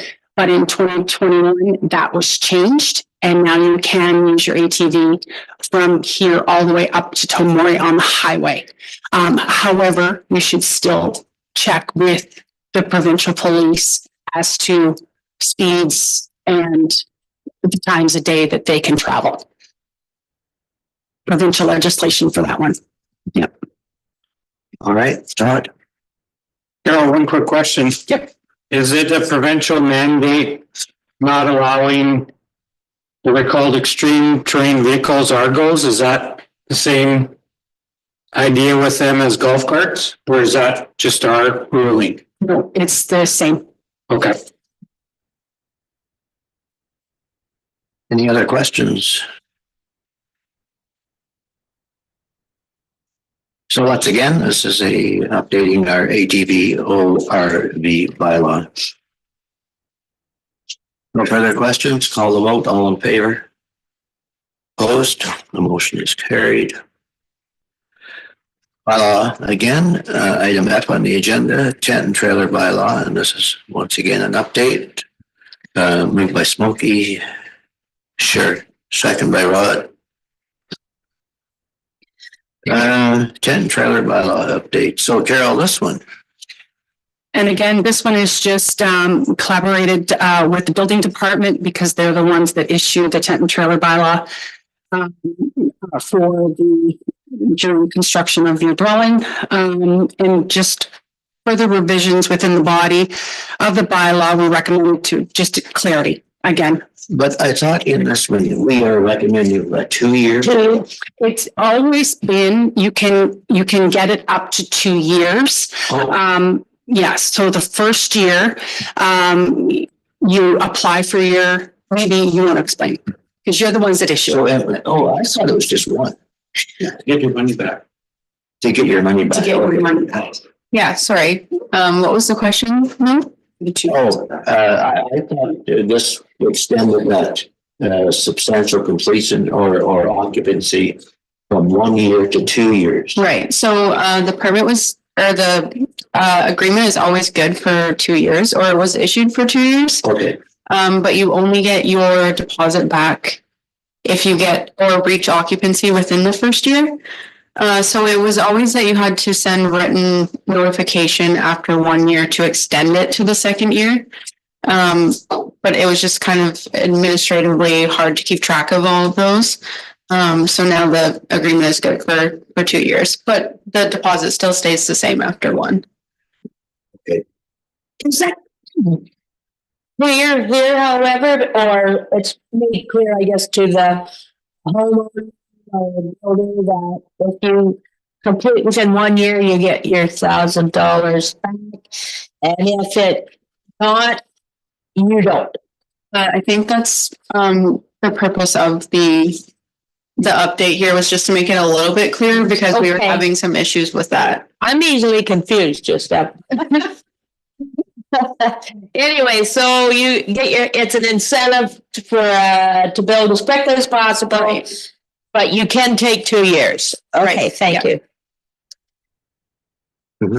It's not a long time either to.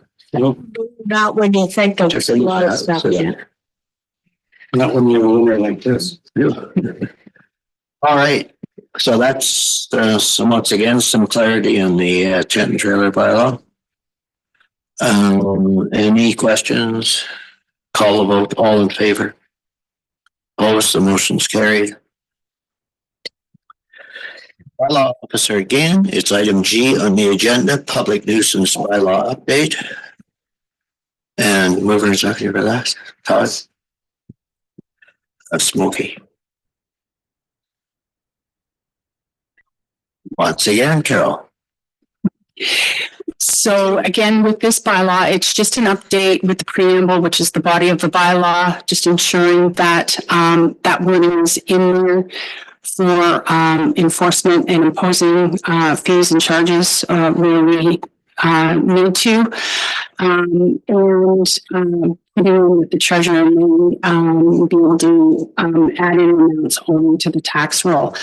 So in the definitions, I kind of change them to object or materials, which could mean several things, including what the municipality determines to be an object or a material. And there again, just adding wording for enforcement purposes. One person shall, so we can create a short form wording for those, or every person shall. And also just when the item is placed without municipal approval, that we give them a notice to have it removed. So we can work with them for compliance. And I did follow up with Rick Works on this one as well. Because we did have some items this past winter that were placed in not set back and bare bins and fences that were going to cause problems with snow removal. Yeah, I see this is dealing a lot with that. Yeah. All right, any Todd? Just have one comment, this may be just a personal opinion, but is $400 enough of a fine for somebody polluting? Like, I don't know, I think it should be a little harder. Like if we have to send staff out to pick up garbage, what does that cost? And $400, like some of the others are a lot higher, maybe, I don't know, maybe that needs to go up.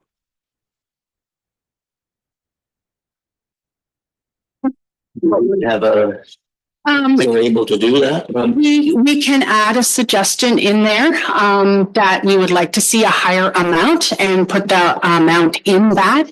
And then when I do my letter to send these off to the Crown Law Office for approval, that, we can just add in that council would like to see a higher amount. I wouldn't suggest,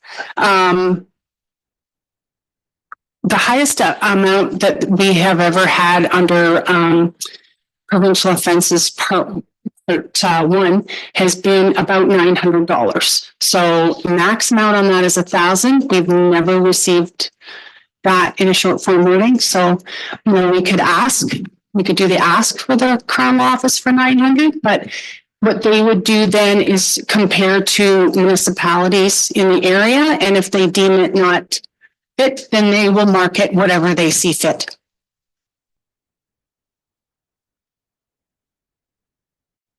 How does that sound?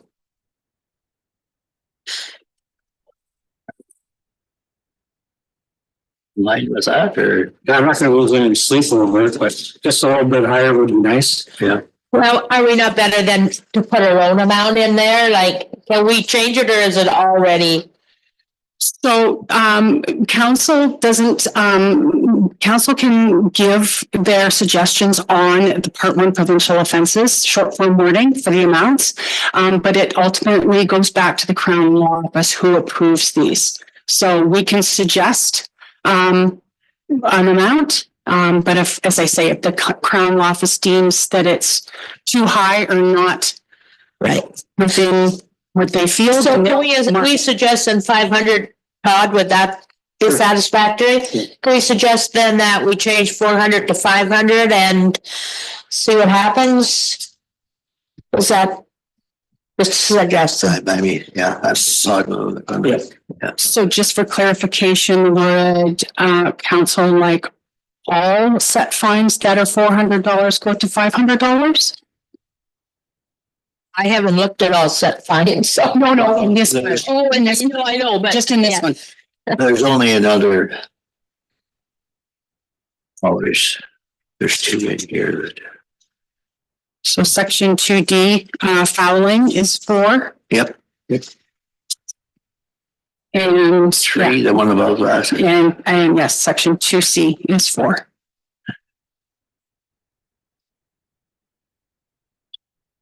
All right. Yeah. Okay, if there is no further questions, we'll call the vote. All in favor? Opposed, the motion is carried. H is the building department, and it's a trailer agreement. Mover and seconder for that. Rod, Todd. Any questions on this one? Call the vote. All in favor? Opposed, the motion is carried. Climate Action and Waste Diversion Committee. That's for June 26th. Mover and second for that. Come on, Todd. Any questions? Comments? Call the vote. All in favor? Opposed, the motion is carried. Drainage Committee, item J on the agenda. It's minutes for August 5th. Rod. Todd. Any question on the drainage amendments? All in favor? Opposed, the motion is carried. Museum Committee minutes for October 21st, 2025. The drainage. Okay. Sorry. New drainage? Yes, there is.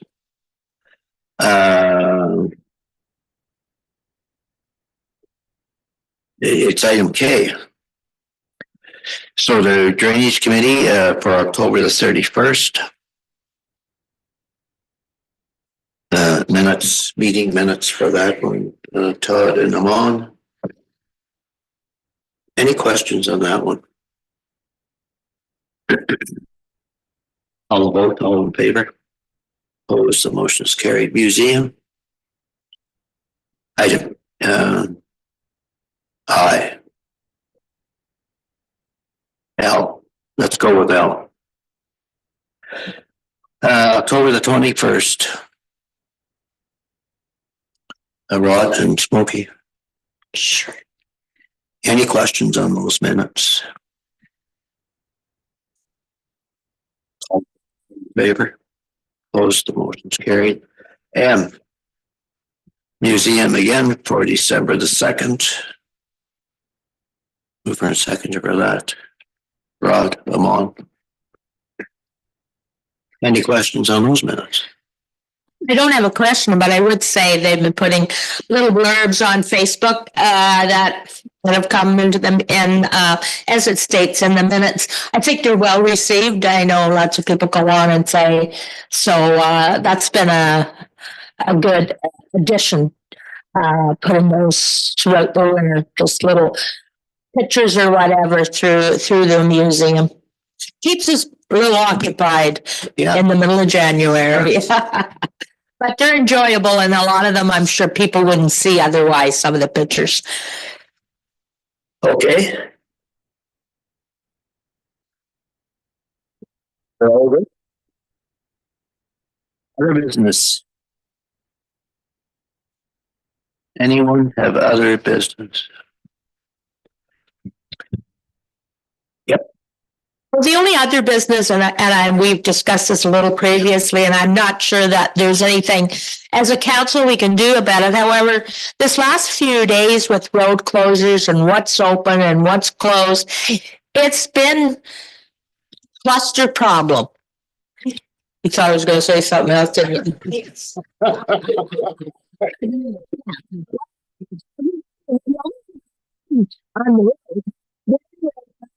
I don't know if there's any suggestions. It's just that there's different agencies and some of them are not up to speed with other ones, and signs up, signs down.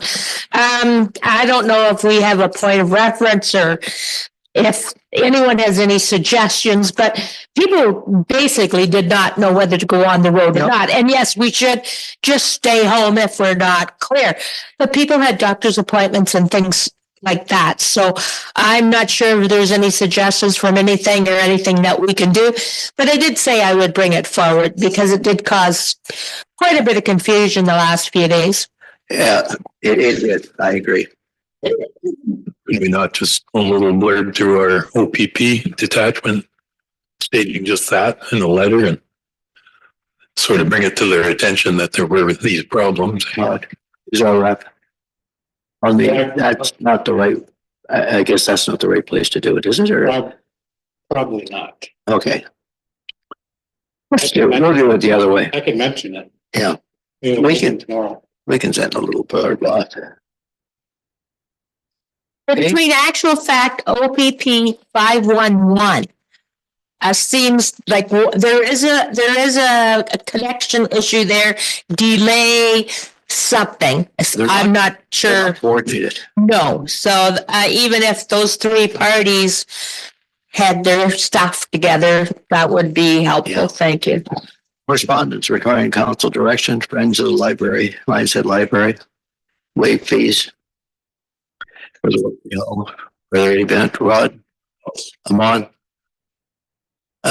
Any questions on that one? Call the vote. All in favor? Opposed, the motion's carried. Correspondence for information, Grace Abel. Their annual general meeting invitation. Graber's Health Unit, West Nile Virus year-end report. Paul Vickers investing money. He's investing money. So this one here, this water and wastewater diversion, this pumping station thing. So I was talking to Jay about this one, and like this, it's all about building new, like potential for new development. So there's this development on the south end of Wyerton that's been talked about for a number of years. And this is going to then, there was one thing holding that up apparently. And this apparently, the way the application was written. And, but this is, I mean, they got a substantial amount of funding for that. Apparently It's a potential for 1,000 new homes there. Another, like, size of wire, basically. But they seem to be all like that, like to improve the potential for development. And then there's the sight and sound, which were great. I mean, grateful to get them, but we're lacking. And then sight and sound gravers, they're looking into a new building, I guess. So, or soon to be. I just forget how it read, but anyway, they're getting anything there that you. If not, we need a motion for information. Todd, I'm on. 9A, B, C, and D. Call the vote. All in favor. Opposed? The motion's carried. Closed session. The council move into closed meeting with the CAO and clerk in attendance pursuant to section 239(2) of the Municipal Act 2001 is amended for the following reasons. A proposed or pending acquisition or disposition of land by the municipality, real property update, labor relations, or employee negotiations. And this is union negotiations and a non-union wage review. Well, perhaps We will, when the time comes, we'll decide. Yep. So mover and seconder for that, Ron and Rod. All in favor. Carried. Yes, I was not able to get into what was actually on the closed session, so I wasn't aware.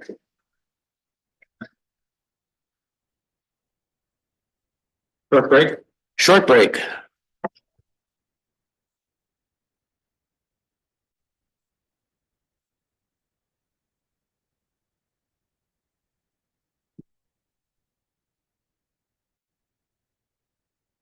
I'll pick Mondays. You'll take Monday. Yeah. You'll take garbage day. I'll take Friday. I'll take Friday. Okay, you'll take. Oh, I'll take whatever else stuff, right? Yeah, well, when I'm done, I'll leave about. 3 o'clock. Yeah. Good to go? You don't want to know what happened. Okay. All right, I declare the closed meeting adjourned. And reporting on the closed, council met in closed session with the CAO and clerk in attendance to discuss a proposed or pending acquisition or disposition of land by the municipality specifically related to the arena project update on labor relations or employee negotiations specifically related to union negotiations and non-union wage review. Council accepted the closed session minutes for December the 12th, 2025. And direction was given to the CAO. That concluded our discussion in camera and a motion to adjourn. Todd and Mon, all in favor. Wait, no. Bylaws. We got to Right. discuss the bylaws. Back to the agenda. Before, now there's one area where we did change. Yeah. Close was always last, but is there, no, it's good. It's all good. So we will go to bylaws. And our procedure bylaw states that you're supposed to read these, right? Read the title. Yeah, you can read the title and then the motions at the very end. So don't get bored, everybody. This is. No words the name go home.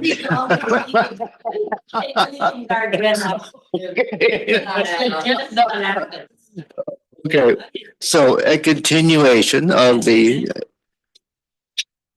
All right, bylaws, bylaw 2026-01 is a bylaw to provide for a levy and collection of an interim tax for the year 2026. And bylaw 2026-06 is a bylaw to adopt a use of corporate resources during an election policy. 2026-07 is a bylaw to regulate paid parking and control traffic and more particularly in parking, stopping or standing of vehicles and the use of municipal parking lots within the municipality of Northern Bruce Peninsula.